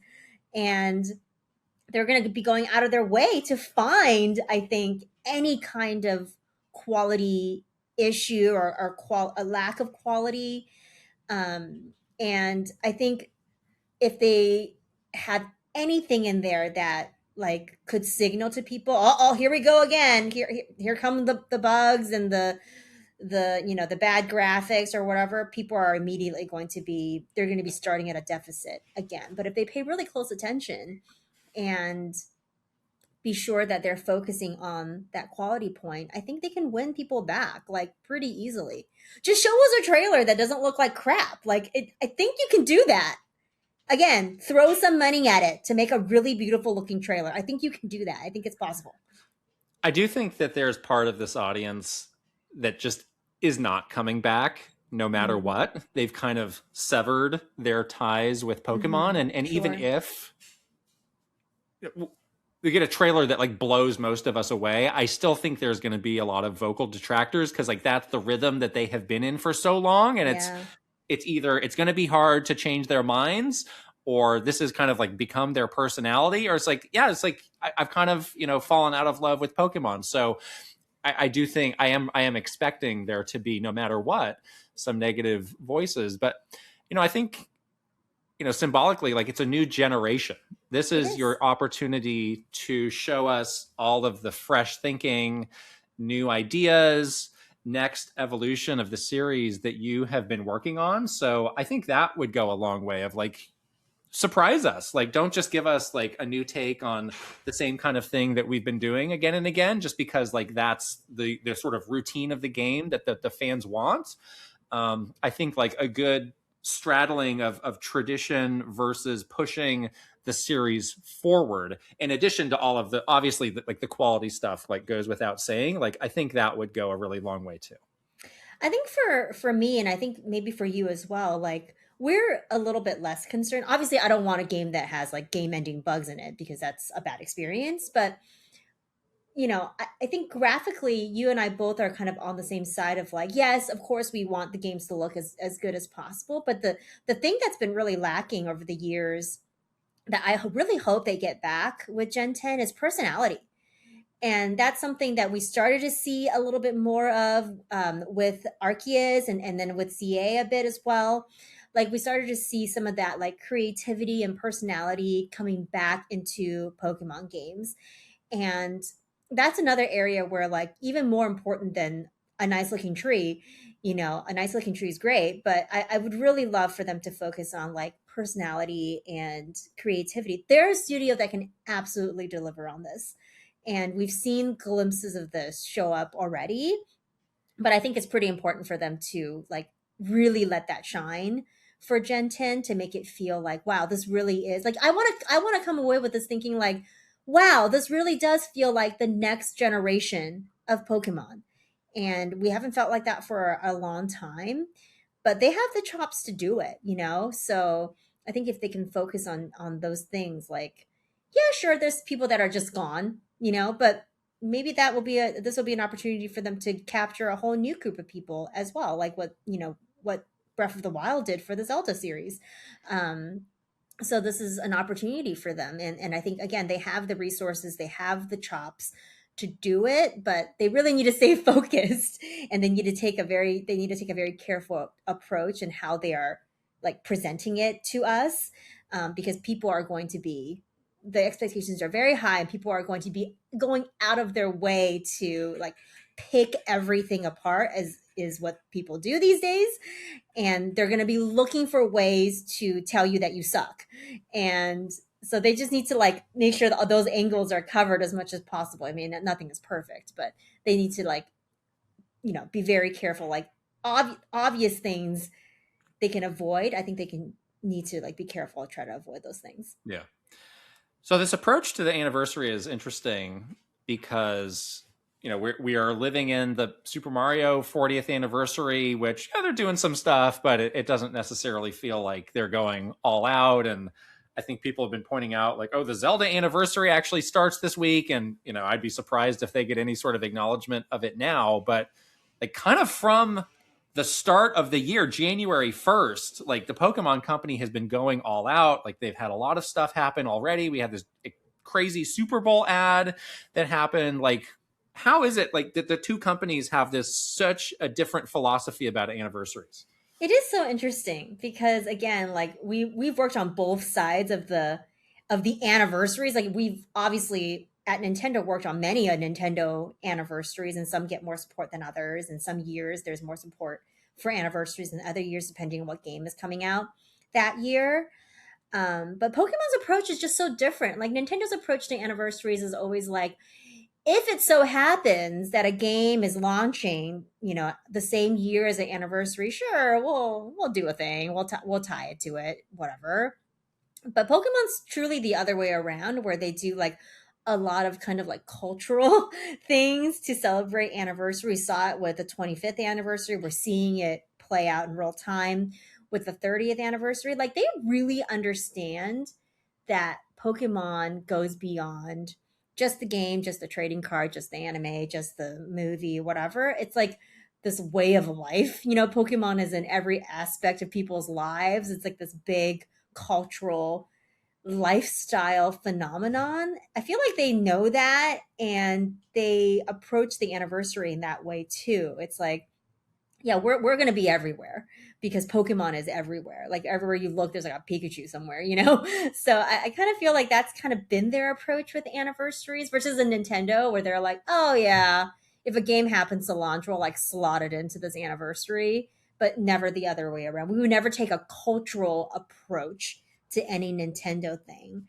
Internally, they would never do that. Like externally, if someone says to them, like, hey, you should be part of the Olympic opening ceremony, they'd be like, all right. But it's never like them proactively doing it. Versus Pokemon, they're like proactively like, yeah, we're doing a Super Bowl commercial with like a bunch of celebrities about the cultural impact of Pokemon, which is what that commercial was. So I do think it's really interesting how they do that. But they take a lot of, again, they hold back a lot for these anniversaries. So I am expecting them to like come at us with some really incredible announcements, because I think they do plan for anniversaries to be a big cultural moment for the brand. And so, that's just how they look at it. And it's very different than how Nintendo looks at their anniversaries. I think it's as simple as the fact that the Pokemon Company exists to manage the Pokemon brand. So they have Yeah. this kind of long-term view of beyond each individual product, what can we do to boost the profile of this brand and make it as culturally relevant as we can, versus Nintendo, where it's kind of surprising how little there is of that mindset. It's like there's developers who are making great games, but in terms of, hey, you're the guy who's in charge of 24/7 thinking about Donkey Kong, it's like that's how we went so long from Bonanza to whatever the last game was. Like it Yeah. really is not that kind of person. And that's very different from most gaming companies, where you have Yeah. somebody who's like a brand manager or a product manager who's like, no, that's their job, is to constantly think about nothing but this one IP or this one series. So just structurally, the two companies are set up, so differently. And that's something the Pokemon Company's been great at doing all these years since they were made. And it makes you wonder, like, yeah, I think this is something that Nintendo in its modern era, they could really learn a thing or two from Pokemon here, Yeah. because it's I been working. remember I remember asking because we worked so closely with Pokemon. We saw firsthand how that company operated with a brand manager for different things, and sort of how that shaped the different kinds of, you know, things, activities, campaigns, whatever you want to call it, that was happening for Pokemon that were not happening at Nintendo. And I remember we asked the question like, should we have brand managers for each franchise? Like, should there be a Super Mario brand manager? Should there be a Zelda brand manager?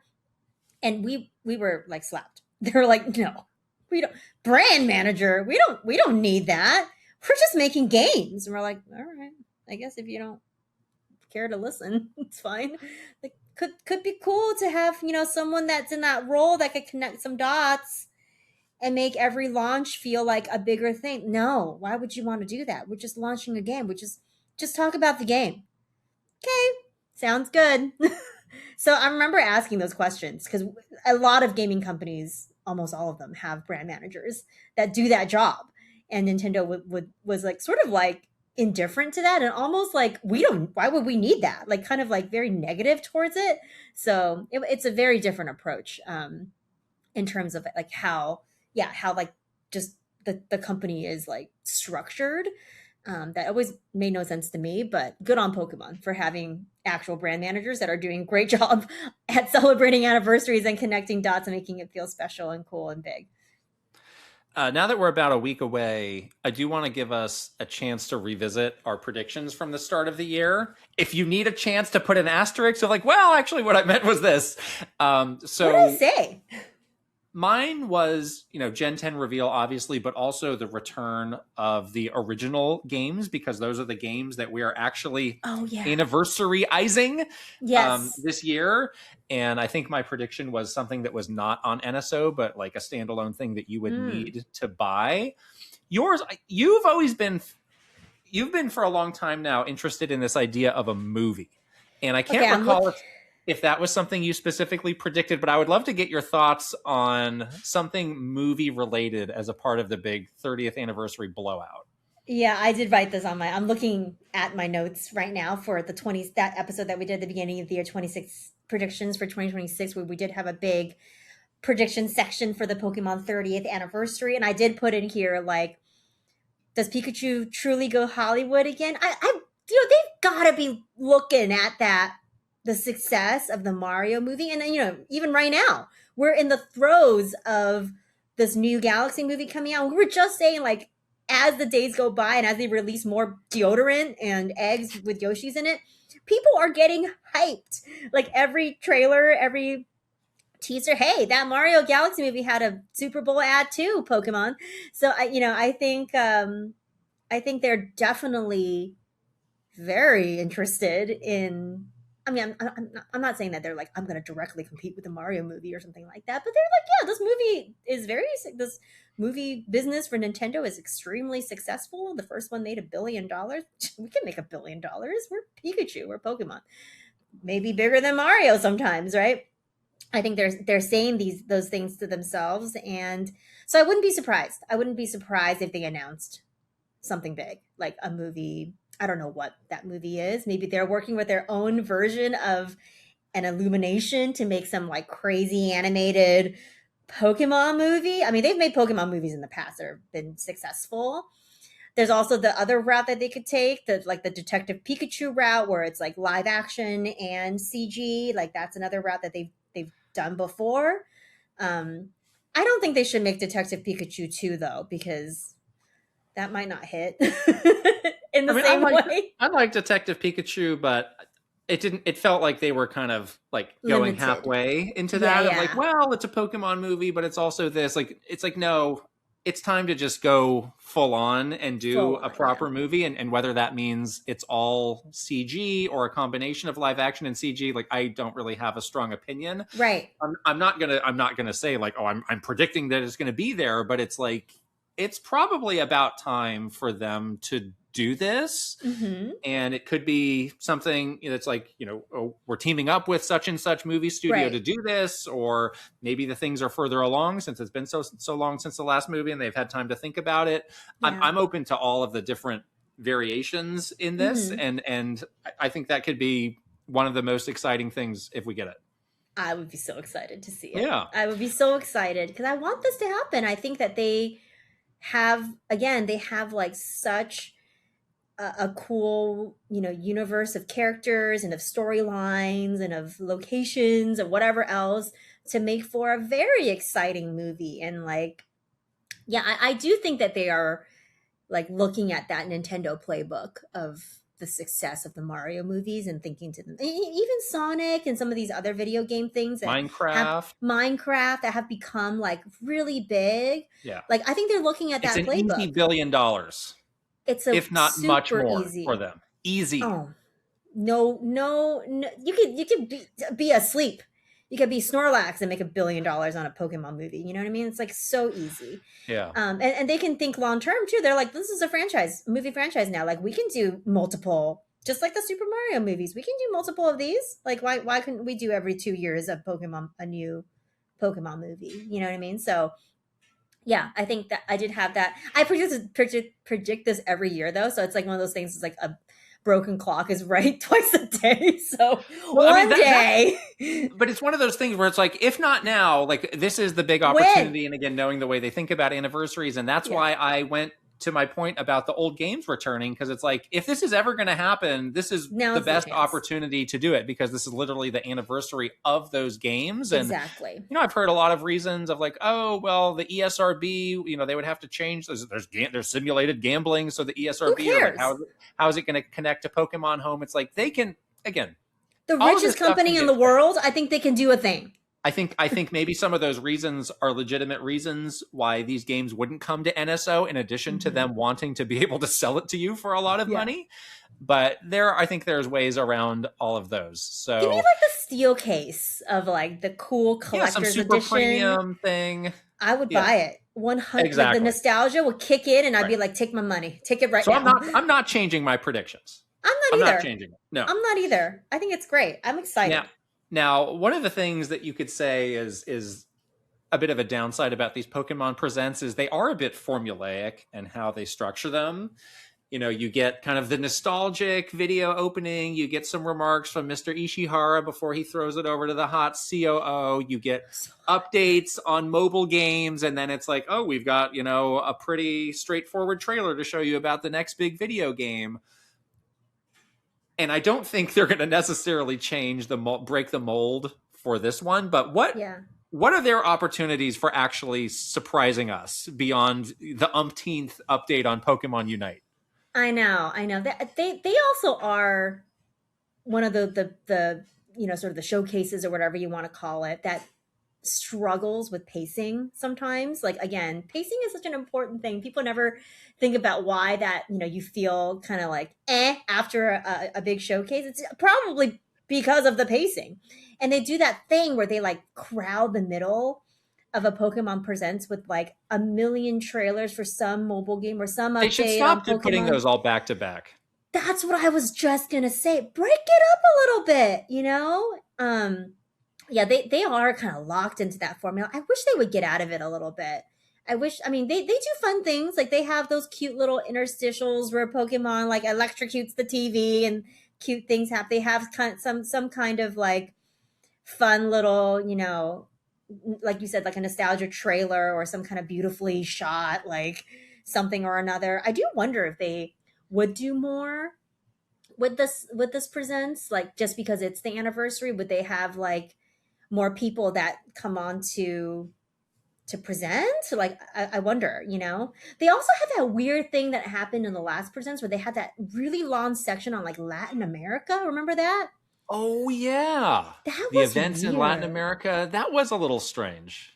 It's like they were trying something different, but it didn't necessarily work. But I didn't understand why exactly. Like it didn't feel like it was. I'd forgotten about that. Wow. But I remember seeing it, and like this is like 5 minutes of this Presents, which is like a lot of time that you've dedicated to this thing that only like a certain segment of your audience maybe is connecting with. I don't know. Maybe their audience in Latin America is like massive, and they're like, no, we got to speak to them, which is cool. But yeah, I don't know. I feel like it would be great if they shake up the formula a little bit, especially because this is such a special year. And they should definitely break up some of those, like that glut of mobile games. They should break that up if they can. Yeah, I think that beyond, the games themselves and hopefully the high quality of those and whatever they want to do to freshen up the format, like I do wonder, is there some entirely new like category of thing that we have not thought of, that it's like, Mm. hey, we are the biggest entertainment entity on earth and What only else can we they can do do? this, where it's like, and now we're introducing the Pikachu Mercedes Benz, or something like really out of left field like that is truly like, yeah, this is, I never saw this coming. Only they can do it. It's crazy, but it also kind of works. Like, And it will make again, them a lot of money. if there was ever a place to do it, there's probably some Mm. guy who's like, I'm getting that. I'm getting that Benz, you know, Pika Whoa. Benz, something like that. That Pika is kind of Benz. where my mind is with Mm. it being such a big anniversary blow Like up. out of left field partnership that you just wouldn't expect, but then once they Right, or announce some it, you're like, this entirely new totally product works. category that we've never seen before, something like Yeah. that. Yeah. They still Yeah. find ways to surprise. Remember how excited we were when they announced like TCG on mobile? Like Yeah. there are other areas where they could like, maybe they can do something where it's like, oh, We okay, get a like Logan this. Paul appearance. He sold that card. He sold Yeah. it. Can't be appearing anymore. Doesn't own that card anymore. Exactly. But Now, yeah, maybe. now I do want us to do some expectation management after saying all of that, which is everybody has predicted Gen 10. It seems like it's a sure thing that that's going to happen. But what realistically is this announcement going to look like? Because we have a lot of examples of how they've rolled these games out from the first announcements, and it's maybe not always everything that you want out of the gate. Right. They tend to do certain things with these kinds of Pokemon Presents announcements, and we see it again. If they're very formulaic, then we'll kind of know what to expect, which is like some kind of teaser for it. I honestly don't think we'll see a lot of the game. Is the thing. Like Exactly.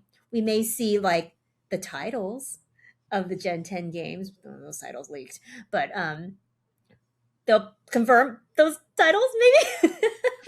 But I think in terms of seeing, like, you're not getting like the 20-minute like gameplay deep dive, on February 27th during a Pokemon Presents. Like, you'll probably see like a very fancy teaser trailer that's probably CG. They'll probably have some fancy way of revealing, they did this with Scarlet and Violet. They had like that live action, like the guy in the museum with the flashlight. They like to do like kooky things like that basically is a way to not show you the game, because they probably don't have enough stuff ready yet to show you the game, because this game probably isn't coming out until November of this year. So they got a long way to go. This will just be like the beginning of it. They'll confirm, the titles. They'll confirm maybe like one or two little teasery things in there. I'll give you a glimpse of, oh, that's a legendary or something like that, but they probably won't show us very much. I'm thinking like 1 minute, maybe even less than that. I agree. I mean, they're the masters of the teaser. multi-layered, multifaceted rollout plan, and yeah. we're going to learn a lot over the course of these games coming out. And I agree, like they're going to show the bare minimum for this. So it's like, you'll get the titles. You might get like a flash of like the starters, some sort of like mood piece, tone piece trailer of like, oh, look at the setting. And like that's kind of it. Yeah. So there has been this long buildup. There's a lot of anticipation. People are excited to see how these games have improved and changed in a lot of different ways. I think we're going to have to wait for a lot of that.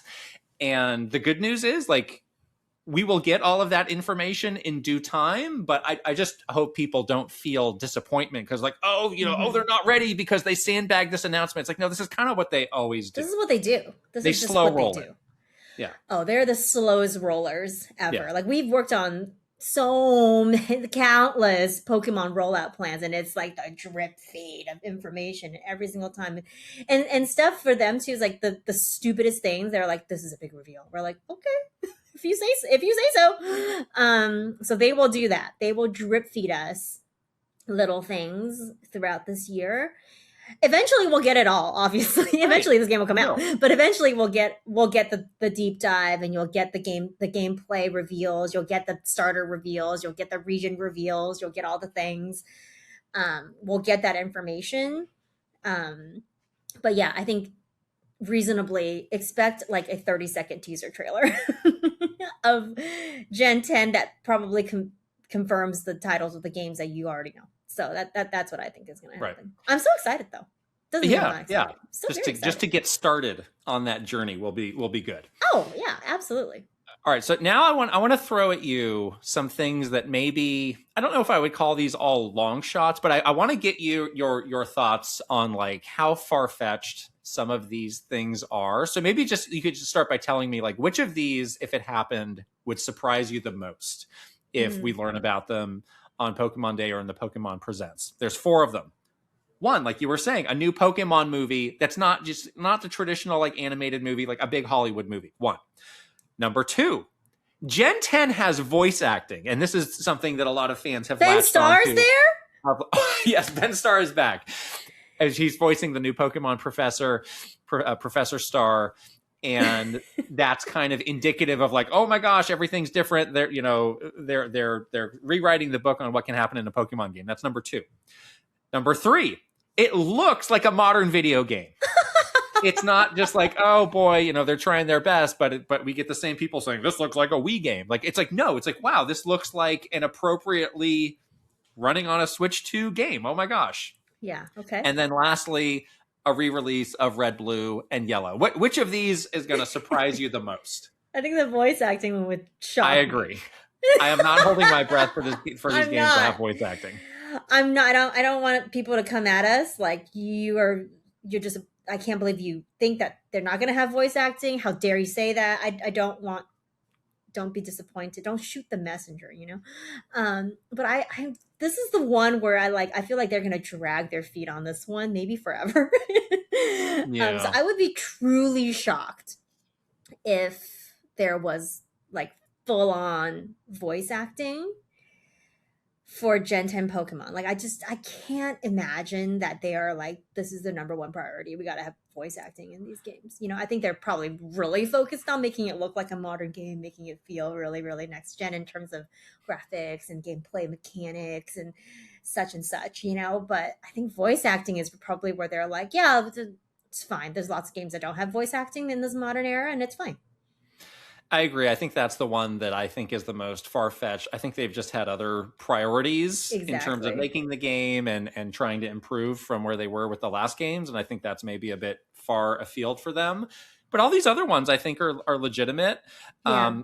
Just going back to the Red, Blue, Yellow, like there has been a rumor going around that it's like, well, it's not those. It's like Fire Red and Leaf Green, which are the remakes of those games. And sure, I guess if they wanted to do that, like that would be some kind of backdoor way into doing that. But beyond the voice acting, all of those other three, like it wouldn't shock me Yeah. to see those. Seems honestly like a logical next step to me versus it being like a shockingly surprising thing. I think if they didn't do one out of those three things, I'd be like, wow, they didn't do it? That's crazy. I would Yeah, have bet money on them doing it during this anniversary year. I guess they're never going to do it. That's I what I agree. would think.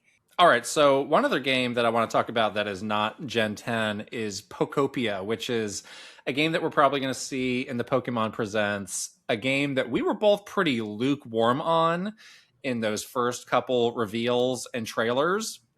But it's a game I think we might want to reconsider our position on because there was, I think, last week another round of previews that were pretty positive, and they've continued to put out more info on it. I don't know about you. I'm actually getting kind of excited for this game, and I will gladly eat my words if this game ends up being really good. It does seem like the preview showed a lot of depth. People were saying like there is just the game is so much bigger than what it looked like on the surface from these trailer reveals that they've done for this game. The thing that we kind of came away with the early with an early look at the game was that it did look quite shallow in terms of gameplay. It looked a little bit generic, like it could be some kind of mobile game or something like that. But certainly people have been saying lots of good things about it, and it seems like there's a lot of depth to the game, and there's a lot more that, people, a lot of the takeaways were like, I played this game for over an hour and I feel like I barely scratched the surface of what you're doing in the game and all those things. That's great. I think that feels like a lot more positive than maybe what we expected. I still kind of have just a general fatigue around this type of game. That's me personally. I think a lot of people do not have this kind of fatigue, and they're happy to play another life sim, Animal Crossing, Minecraft type of game. But like me personally, I feel a little bit of exhaustion. Like I can't I don't want to get into another game like this right now. I just don't have the appetite for it. Um Even with the Animal Crossing update, like I couldn't even keep up with that, honestly, with a game that I love, and I've played so many hours of, but it's just something about it just feels a little bit like uninteresting to me right now.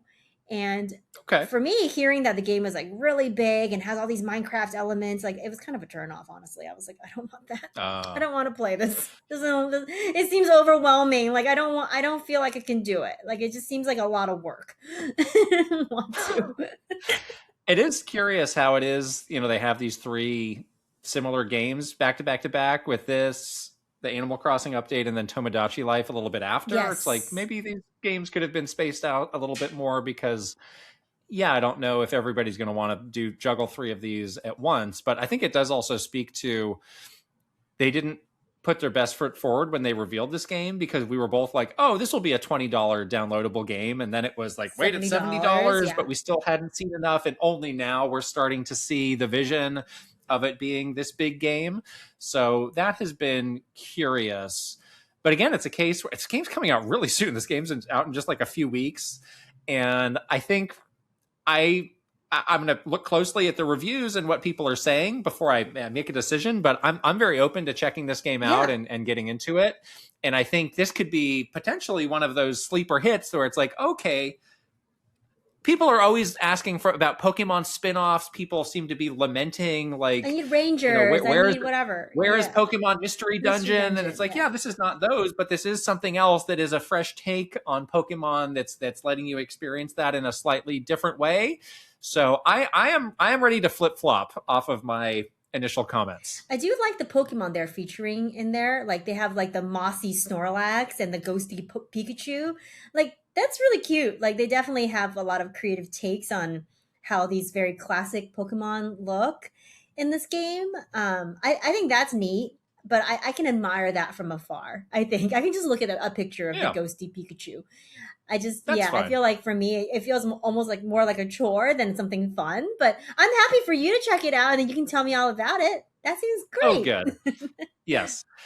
There was this interesting conversation that was happening online recently that is interesting in relation to Pokemon. It's around the length of the dev cycles on some of these modern games and how some franchises are perhaps struggling because of it. And they were specifically calling out Final Fantasy and even Dragon Quest of like, gosh, it's hard to cultivate a younger audience that wants to get enthused about these franchises when they're waiting more than 5 years for the next game, the next proper game in the series to drop. And a lot of people pointed out, like, well, you can nitpick how Pokemon's had these technical issues, these other shortcomings, but one thing that they didn't misstep is kids have games to play. Kids can get into these. Kids can experience them in a very similar way to we did when we were younger and we were their age. And that's kind of like you need the material to be able to engage with it and to fall in love with it. Where do you fall on this debate? This is an interesting debate because a lot of the problems arose from the fact that they extended themselves and were locked into, and we've talked about this before, like they got themselves locked into this crazy cycle where they're just churning out games every year, or sometimes multiple games in a year. And that's when we saw this like major decline in quality and creativity, because of that. But on the flip side, just like you said, it's like you do feel like you need to kind of do that because people forget about things so quickly, especially kids. Like if you don't have the next new thing to hook them again, like they'll just stop caring. They'll just stop paying attention. So they're kind of locked into this like almost like impossible thing that they're sort of trapped in. I think the solution is a balance. Like I think they're doing great in terms of like meeting those goals of bringing in continuing to bring in this new kid audience. We always talk about, Pokemon is turning 30 years old. That means the fan base is really old now. This franchise is really old now. How do you make it feel fresh? How do you keep like the kids of today interested when they have so many other options of things to entertain them? Like they're doing good in that regard because they have not just games but multiple other points of entry for these kids to come in. But they do need to find the balance, or just maybe pay for more resources which they have the money to do, between the cadence of games or cadence of stuff that they're putting out and the quality of stuff that they are putting out. So I think they have to do this. Like all companies have to do this to remain relevant. You can't just say like, I'm just going to live on nostalgia and just keep marketing to the 40-year-olds that grew up with Pokemon. That's kind of not going to work, because eventually those people will die and then nobody will be buying your game anymore. So they do have to do this, but it is a tricky thing to balance, and I think they've had a hard time balancing it, for the last couple of years. But hopefully, they can strike a better one moving forward. I'm on board with the base of this discussion, which is just the modern game development cycles are way too long. And Yeah, even like forget kids, like even for like long-term fans of the yeah, series, like it's really easy to get disengaged if there's not other things going on. Like people also brought up 3D Mario games, and like that's where I'm like, I'm not really on board with that, because there's so much else happening in the world of Mario, and we got movies and we got games and we got everything else. We got a Hatch and Yoshi. Like I think there's plenty going on there. And gosh, is there more happening anywhere than with Pokemon? Like there's always something happening. So I think they should feel, again, as they kind of reassess where they are, I think they should feel some opportunity to not have to force a game out every year if that's not kind of where things are. They're certainly really far away from things being so spread out that they can't keep up with the new generation. So I think the answer is somewhere in the middle on yeah, this, but you do raise an interesting question of like, who, like, okay, let's say Gen 10. If you asked Game Freak, like, who are you making this game for? exactly. Because we always like to point out, like sometimes people will say, well, it's a game for everybody, and it's like, well, you've kind of failed, because it's impossible to make a game that is literally for everybody. At a certain point, you do need to hone in on a certain type of player. Exactly, exactly. And we asked this question a lot about a lot of Pokemon things, like those Pokemon cards. If a card costs $1,000, I don't think it's made for a 5-year-old child. If it's behind glass and a scalper is shooting up a store at gunpoint to get a card, I'm not sure it's for like the You kids. need brass knuckles to get it. Yeah, you can give that 5-year-old breast knuckles to get the Pokemon card. You need to be Logan Paul to get a Pokemon card. So like you ask yourself a lot of these questions, like, or like even the toys, like the Lego sets that cost $650. What child is getting that Lego set? You know what I mean? So I do have a big question. That's why I'm so curious to see this first glimpse of Gen 10 Pokemon, because I'm like, yeah, this will give us a clue as to like how the Pokemon company, how they're thinking about that game and who it's for. Because the majority of Pokemon stuff these days is not for the children, because they are priced out of it, and it's clearly to marketed towards someone that has a lot of nostalgia for Pokemon, that has money now to buy things, which is like people like us, right? We're like running down to buy the hatching Yoshi at the Walmart because we grew up with Yoshi. It's the same thing. So yeah, I do. Again, getting this reveal is so fascinating in so many ways. Yeah, it's the beginning of a new generation, a new modern era for Pokemon, hopefully. But also a huge question of like, who are they making these games for now? They've always been seen as a company that makes games for kids, right? That is, it's very kid friendly. But is this game really going? Is that going to be the game? This game, the audience that this game captures? I would want to know how they're thinking about it. Yeah, I wonder if that's a reason, again, why maybe with the long term fans, some of these recent games haven't hit, is that they're trying to go so down the middle and appeal to everybody Mm, that it's just not going to work.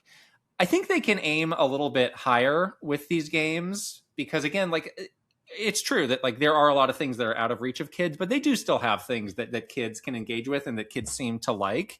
And I think the game can be aspirational, and it is always just like, oh, yeah, these kids got to read a lot in these Pokemon games, and these systems are pretty complex. But kids have been able, we've seen that they've been able to engage with these and figure it out. yeah. So I don't think they need to dumb it down, and I think they can go a little bit more complex. I don't think they need to go all the way of like, well, this is a game for 40-year-olds who've been playing games all their life. But I do think they can probably aim a little bit higher than they have with these last couple They games. really got to pick a side, though. They really have to Yeah. understand and this is like a marketing thing that we talk to game developers, that we help out with marketing all the time. Is like, you gotta go all in on your key target audience. Like, there's just no other way around it. Like, you have to be very intentional of who you're making this game for, and then every system that you put in that game, everything you put in that game needs to be focused on that audience, and then every time how you're marketing that game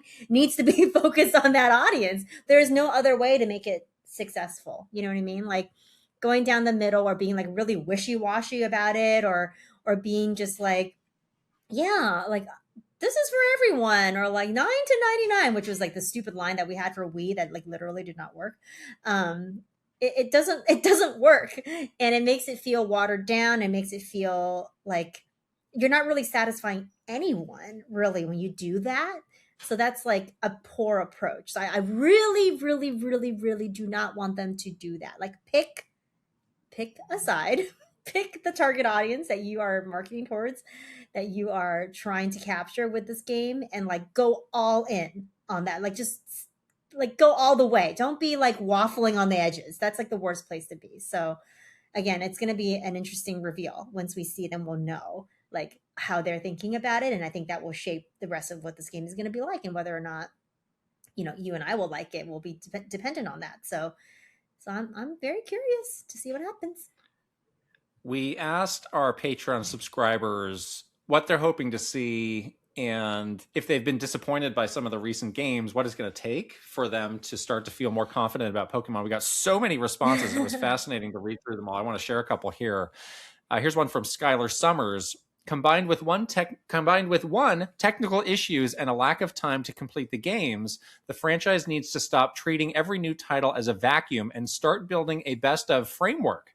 They should integrate the seamless catching and crafting from Legends Arceus with the true open world scale of Scarlet and Violet, the side quests, and maybe even the battle mechanics of ZA. Right now, it feels like they've discarded successful innovations too quickly, and if the experimental wins from the Legend series don't eventually become the standard for the mainline games, the evolution of the series will always feel incomplete. So This is a well very said. forward-looking take that I strongly agree with. So well said. 100% agreement on this one. Yes.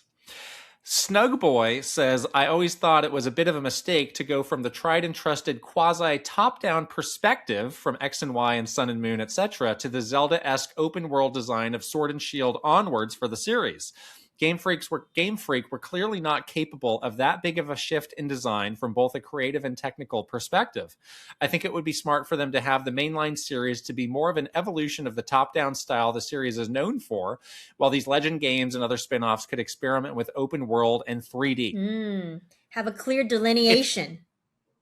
It's hard to go back now that you have opened the can of open world, huge, all of that. It's hard to go back. But remember, when we were playing ZA and we went back to X and Y, I was really, in hindsight, impressed with that game of like, yeah, it was still top down, but there was a lot creatively that they were doing Right. that was really impressive with that game. And I think even if you had a top-down perspective, which to some may feel antiquated, I still think there's a lot that you can do to make a game feel modern and fresh. And, maybe we're relegated to top-down for whenever they're doing these remakes, but I would really be eager to see them kind of go big on a top-down Pokemon game. 2D HD top-down Pokemon is Gen 10. Could that be interesting? Sure. I think it could be pretty interesting. Pretty interesting. I don't know. I don't think a modern game needs to be open world. Modern game does not equal open world. That's false. Exactly. Right. It's up to them to be creative and bring, their classic style into the modern era. That's up to them to do. They have to do that work. But just because it's open world doesn't immediately equal like that. That is what we, all modern games need to be. That's not true. So right. And finally, Tunde and Tunji, the Eligbidi brothers, say, keep it simple. We don't need a brand new set of Pokemon every single time. We have over 1,000 now. Just let those of us who have played Pokemon for decades, oh gosh, we're old, be allowed to transfer our old Pokemon into future games. If they need to create level caps or adjustments to our strong Pokemon, that would be fine. By now, many Pokemon fans have their own favorite Pokemon partner from previous games. Let us journey with that Pokemon for future games like Ash with Pikachu, etc. This will encourage new generations of Pokemon trainers to catch them all as well and figure out their own favorite Pokemon partner. No new Pokemon.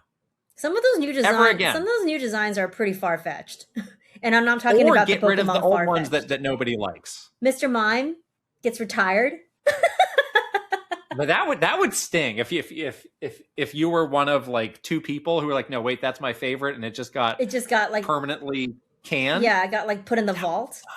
What if they did it from a champ? They wouldn't. They just have a new line of merch that came out. Don't even say that. But somebody is a super fan of blank Pokemon, and if they get rid of that Pokemon, people are going to revolt. So they probably can't do that. But I mean, there's a lot of Pokemon. That's very true. That's a tricky conundrum for them, for sure. National Dex, here we come. Oh God, not again. Let's do some more questions from Patreon before we get on to the games we're playing. Here's one from B Papa. There's a lot of consternation over the price tag for the Pokemon Super Bowl commercial, and that's just based on the rate to run an ad during the big game and doesn't include production costs. Is it possible that Nintendo did not pay some of the celebrities that appeared in the spot? For example, Trevor Noah is known to be a big gamer, so could there have been some quid pro quo behind the scenes that did not involve money changing hands? I'm laughing. I'm trying not to laugh, but I'm laughing. No. It doesn't matter how big of a fan. It does not matter if you're like the world's biggest fan of Pokemon. There is no way any of these celebrities will be doing this without money exchanged. Even if that celebrity wanted to not do it. If like, let's say Trevor Noah's like, yeah, I'm a huge Pokemon fan. I don't need money. Trevor Noah's agent and Trevor Noah's entire team of people that are making money off of Trevor Noah is like, no. Trevor, no. Bro. We get in the millions, okay? I don't care how much you love Pikachu. You can do whatever. Go away. You're gonna get paid for this. So yes, there's no in a world of making money with celebrities, there is not a place where no money was exchanged. Every single one of those celebrities, and there were a lot of them in the Super Bowl Pokemon commercial, they were paid a very pretty penny to be in there. Very pretty. Bleak as it sounds, that is too far into the realm of career malpractice for these people to be doing the work gratis. Yeah, there's no gratis. Yeah. Oh my God. Angie Jojo asks, with the 30th anniversary of Pokemon on the horizon, what spin-off game could you see being announced for the Direct? I'm always hoping for a Muso game myself. A Pokemon Muso game would be pretty sick.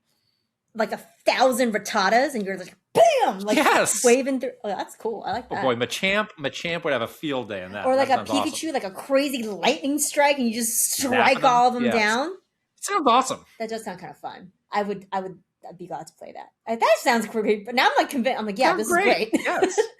Let's see. What kind of other... Pokken! Oh, yes! How could I forget about Pokken. Of course, The Pokken. problem with Pokken, though, is Harada has left the I building. So I know. don't I don't know if know. that's ever I mean, gonna they're still doing happen. Yeah. Tekken. I just don't know if they can get Pokken going Yeah. the same way. I do love me some Pokken, though. What about like a Pokemon racing game? Would that be cool? Or is that I don't have we know. done it? Maybe. Pika car, Yeah. Pikachu Mercedes Benz, we're racing. You're just are you riding Pokemon or like what are you doing? You're No, the racing Pokemon are Pokemon the like you're racing dogs racers. at the track? The Pokemon are the racers. You can like drive as a Machamp, and then the cars are like themed to different things. I don't know. I'm a little less excited So about not that one, excited but about okay. that. Okay. Okay, so Yeah. you know how I was in love with, and I've spent like a lot of hours in ZA doing the fashion. I'm like style savvy, but with Pokemon. Give me a style savvy Perfect. game where like I am a Perfect. manager of a boutique in the Pokemon universe. Like I'm a manager of the boutique in the ZA universe of Paris, and like trainers come in and I outfit them for their like battles and outfit their Pokemon. I would love that. Would be fun. I would I love mean, I that. think what we're getting on is like Pokemon is so flexible you can make any Anything. genre Yeah. game around it. So again, when we talk about things that could surprise us, it's like what new Mm-hmm. sort of genre could you do? Like I've said a long time ago there were some people who did mock-ups of a Monster Hunter style game where you were hunting Pokemon and Ooh. obviously you were not killing them and skinning them, but you were like No. catching them. No, And it's no. like, heck, that sounds really cool too. Or you can hatch them. You know how some Monster Hunter games you like get the egg? I'm really Yeah. thinking about this It's a egg. kinder, gentler Monster Hunter. We cannot kill the Pokemon, is the We're thing. not doing that, but that sounds cool. Like you're actually hunting them down. There's mechanics around the hunt, the pursuit. That I sounds like great. the idea of hunting anything down that's that cute. Well, what do you think you're doing in these games? I don't know. It's a cutesy version of that. So let's just do more. Hatch it, like a little All right, nursery, or you hatch the egg, like Yoshi, yeah, like hatch it. like a Yoshi. Yeah, exactly. Yes. All right, time for the games we're playing. I really want to hear your thoughts on God of War: Sons of Sparta because you were very excited for the Shadow drop. You were I not. was not. You were I not. didn't. I thought this game didn't really look like God of War to me. I get that it's young Kratos with his brother. I'm sure they have an emotionally devastating story to tell about that as Yeah. growing up in Sparta, but it just I don't know, for something about it for me just did not click. So I really want to hear what you say having been playing it. Yeah, it definitely is not like any God of War game. It's not like the crazy, over the top action of like, let me axe somebody in the head, that Kratos is known to do in God of War games. But it does have a really interesting take on some storytelling of Kratos's past. Again, there is the brother, and we both agreed we're like, yeah, something real bad is going to happen to that. Something horrifying is happening that's going to cause some trauma. So they're building up to that. The game itself, the gameplay itself is very much similar to like a Metroidvania. It's kind of like a cross between Prince of Persia and Metroid Dread. There is still action in terms of like, there's boss fights where you're mainly right now you're using a shield and a spear, so there is a lot of action that you can do. There's a lot of different ways you can do it. There's a lot of different like mechanics that they put in to make Kratos feel very like, strong and invincible, where you're stunning enemies and you're doing kind of like a very like cool looking like kill shot, kind of like a Metroid melee counter, like that kind of like feeling of like, ooh, that's satisfying. Like you stun an enemy, you can do like a finishing blow or something like that. So there's stuff like that in it, but I definitely agree with you. It's not like what you're typically used to gameplay wise for a God of War game. I thought it was cool though. Like when this game was revealed, like I really, and some people did not like this, but I really liked it. Like I thought the art style looked really cool. It has kind of this like pixely sepia toned art style. I kind of like the look of it. I like the feeling of seeing Sparta in this way. Like there is some there's definitely like story elements of it, but also there is a lot of puzzle solving elements to it as well. And all of it is working for me. I really like this game. It's How is the Metroidvania stuff? The kind of the The exploration. exploration is really fun so far, and you definitely are coming across very early game like, oh, that's something that I need something for later. And so basically you go into these temples and get a blessing from the gods. So I went into like the temple of Apollo and I got a new weapon. That's like kind of like a whip kind of thing, that I can use to like open certain doors or lower certain platforms. I also got another item that can open certain doors. There's a bit of a magical quality to some of the stuff. And there's other temples that I can't get to right now that I'm like, I'm sure once I'm able to get into them, I'll get some other tool or item that I can use. But it's good. Like, it's really, really fun. It's beautiful. I think it's a beautiful game. Like, the backgrounds are like super detailed. You're like really seeing like the nature, of Greece, and then also you're going into these cities as well, and like talking to people and seeing that part of it as well. And the game is only $30, so I think it's pretty reasonable for what you're getting. And I was actually pretty surprised that it was not, more expensive. Usually, usually the other way around. I'm like, how can this game possibly be $70? But I was pleasantly surprised that it was $30, and I think for what you're getting, like, I'm quite enjoying it. So I like it a lot. I'm gonna keep going. Yeah, I think for me it was like the presentation where I think there's like a certain level of like aggression to the action of a God of War game that I wasn't necessarily seeing with this one, but I think your impressions sound good. I've seen other people saying they like it as well. Interestingly, I saw the creator of God of War, David Jaffe. He really was not liking the game, which I thought was interesting. I did also see there's like a co-op mode that you can unlock after you Oh. beat the game only. Oh. And I'd be curious once you finish it to find out like what that exactly Mhm. is. So yeah, we'll see. I might check it out if it's like on sale one day, but I got plenty of other things to keep me busy Lots of at the other moment. games to play. Yeah. Yeah. Yeah. We are both plugging away at Final Fantasy VII Remake Yes. because that is our second spoiler cast for the month, and that's going to be coming up.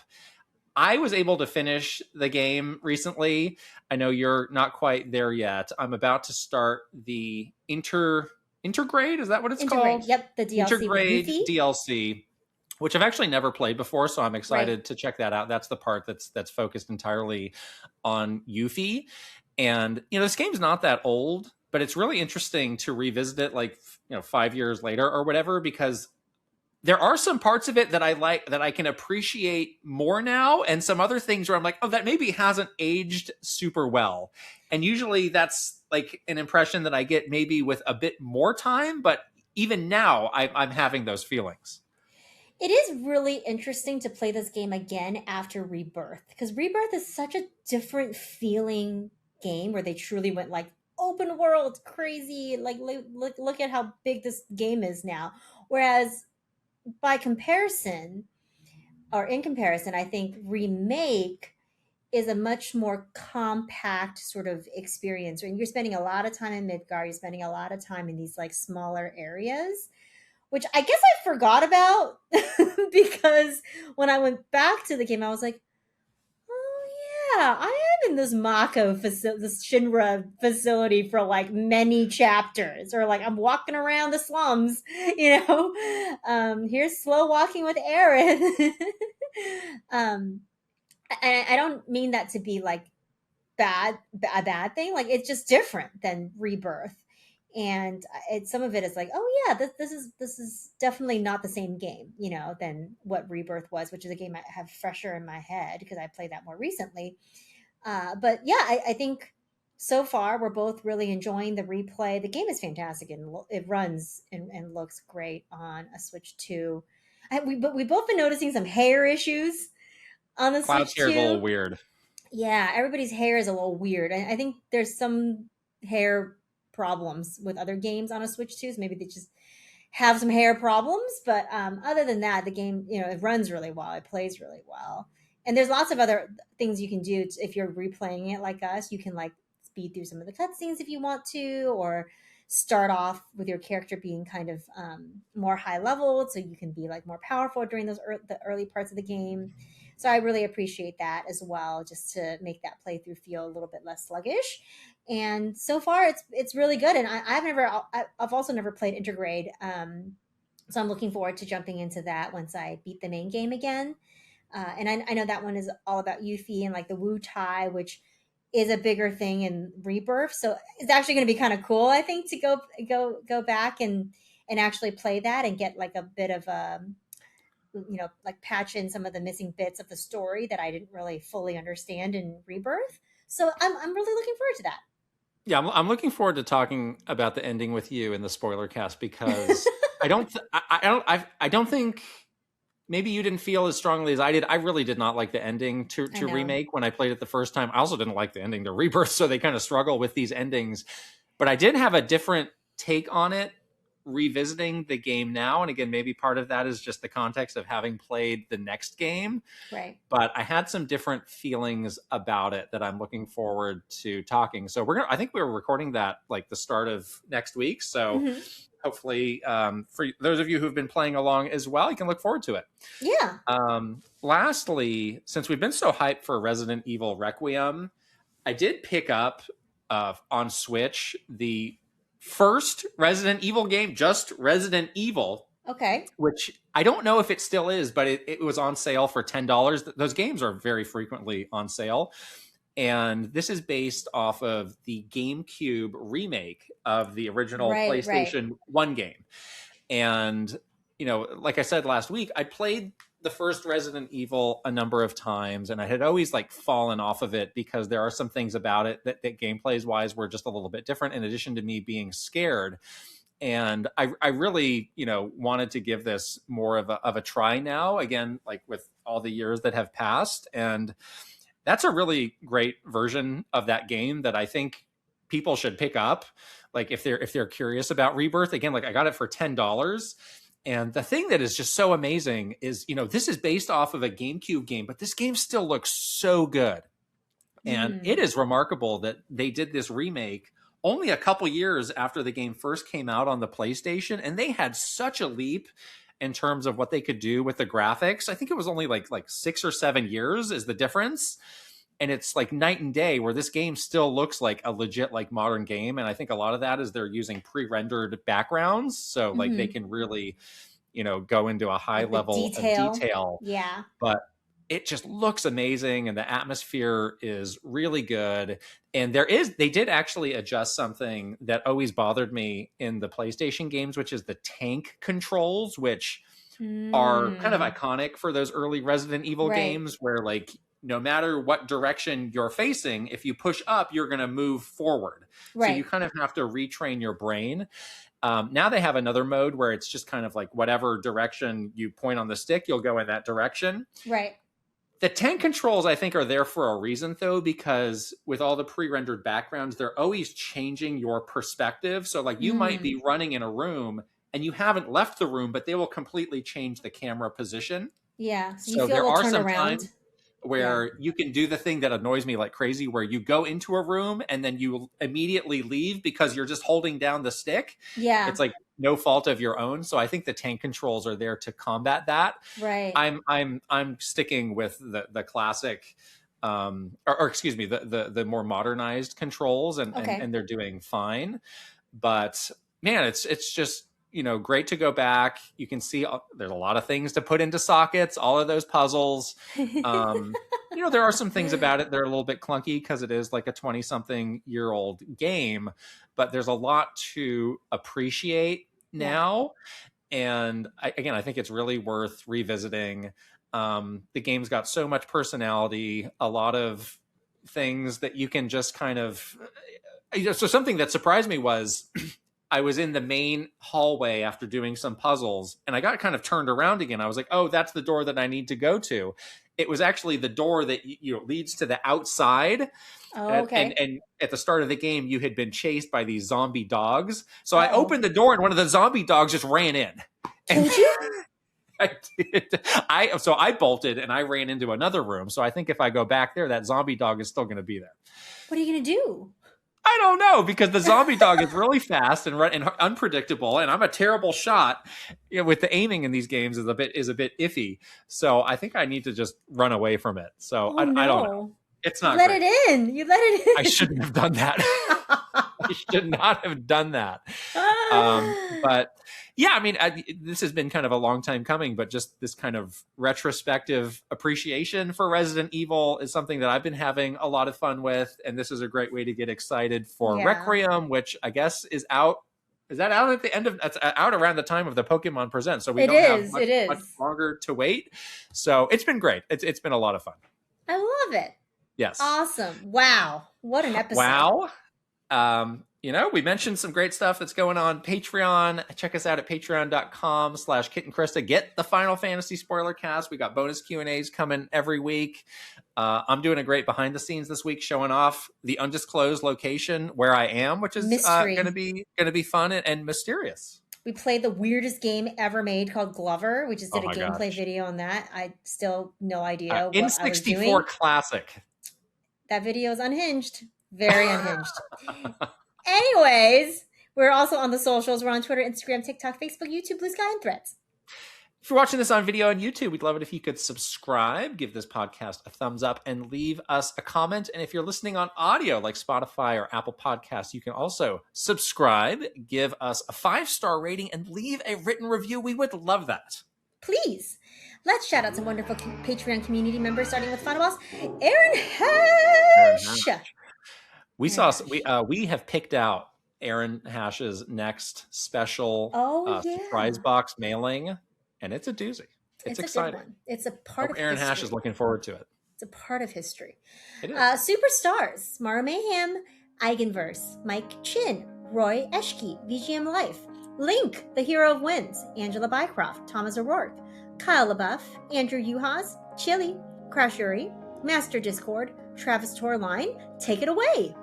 Echo Ladair, MSM Pokegamer, R. Burns, Kit 10K, Adrian, Nathan Clover, The Shark Among Men, Rain Tech, Kiss My Flapjack, Paul Gale Network, Cameron, Frederick Ulf Conradson, and Catchly Nerdy.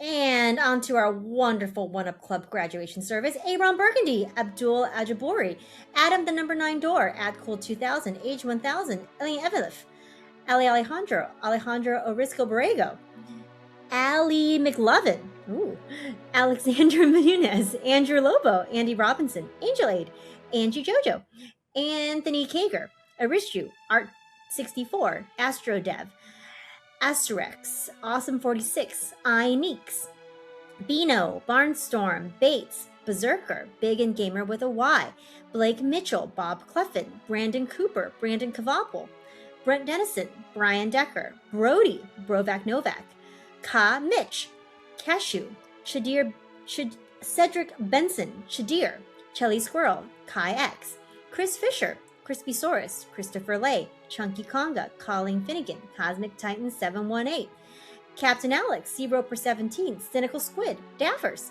Dagdaleo, Dallas Gal, Dally Dinkum, Dachshund, Dave Sharp, Delving with Difford, Dennis M2, Devi P, Dinkum and Popicum and Doinko, Dom Mom Bomb, Dre, Dr. Saturn, Dubs 496, Doodad Life, Eccentric Tony, Edwin Makes Games, Elite Peach, Esparts 50, Even Granny Boy, Furbound, Fernie and Jess Forever, Fox Deployed, Funky Hand, Gabriel Valise, Gamers Like Anime, Gamer Nerd 78, Garth the Wolf, Gartooth, Jeremy, Gianni, Jin Wolf, Guilty Phoenix 42, H3, Heyo Jose, I Can Snake, Ira Bell, Iris Marin, It's Anthony Time, It's Your Boy J Hov, Ivan Cito, Jay Rando, Jabjaws, Jahari Garcia, Jake B, Jameson Eisenberg, James Pritchard, Jason Ball 34, J Bar, Jeremy Swinnon, Jim Wakelin, Joe Encarnacion, Jonathan Rowe. Take it away! It's John Conboy, Jordan Hemmerly, Joris, Joseph Gunter, Joshua Clements, Juji Fruit, Just Camtro, Justin Lemminger, Jay Wolf, Kalen, Callan CPU 57, Carblin, Katie Estep, Kawa 2796, Kind PVL, Kevin Delane, Kay Hooper, Kilo Kibo, Kyle Gamer Barry Rookie, Kyle 325, Kyle Kretzer, Kyle R. Smith, Larry Fitzpatrick, Lazy Cat for Coffee, Leah Rao, Lex, Link 9898, Linko, Litton, Louise, Luke Hayabusa Kramer, Luna B, Lynn, Macho Potato, Mac the Cat, Mad Dog 5981, Magnificent Easy G and Callie Marie, Malcolm, Mario Man 392, Marky Man 64, Mary Cohen Colson, Matt GPT, Matthias, Maverick Nate, Megan, May plus Leon, Michael Mazer, Michael O'Hara, Michael Wong, Mikey Macaroni, Mr. Ryan07, Modemania, Mr. Andy Pong, Mr. Beans and Dip, Mr. Bendu 101, Mute Dog the Gamer, Mytran, Nasir, Naif E, Nigbia Reeves, Nasuchu, Ninbendo 64, Ninja 11, Ninja Black Belt, One of a Kind, Oliver Went, Omega Index Card, Pangy, Paper Boat, Patrice Millette, Peach Booty, Pokedigi 20, Prime Factor, Prince Charmless, PS Switch, Punky, Quintet, Rowan Kwanov, Rob M, Rob O, Rob Y, Robbie DLC, Romsky 113, Rox, RT64, Ryan Haas, Ryanetta, Sage Gamer, Salkin 20XX, Scott Seward, Sebastiano Garase, Sega, Sharif Jackson, Shinryu, Shiny Elizabeth, Slowbro, Shumb, Schnazzle, Spacey Poo, Spicy Munchkin, Star Fox Melancholy, Stephen Rockoff, Stuart Radley, Pseudo Priest, Switching It Up _ Suri Talk, Tales of Link, Tamer Rhymes with Hammer, Tandem, Tay120 N64, TCGN21P, Teal Fox 64, The High Roll Hero, The Keggers, The Quiet One, The Cero T, Thomas Alvarez, Three Rivers, Tickle My Dinkum, Token 777, Tom Shank, Torcheeks, Totally Joe Ed, Todamaro, Trejowie, Trevor Collins, Tugs Puppy Bear, Tuskoob, Tyler Geis, Victor MK, Vidge Mictor, Vinio Games, Vinny to the K, Viridian, VirtualBot, Waffles, WG Grizzy, Wicked Davy, William George, Zachary S, Zandaa, Zelgarath, Zapati, and Zero Link. Wow. Wow, wow, wow. What an exciting episode. By this time-ish next week, early in the morning, we'll know all the things that Pokemon's going to announce in this big Pokemon Day presents. So that's going to be exciting. All right. Yay! Yay. We'll talk to you guys later. Bye. Bye.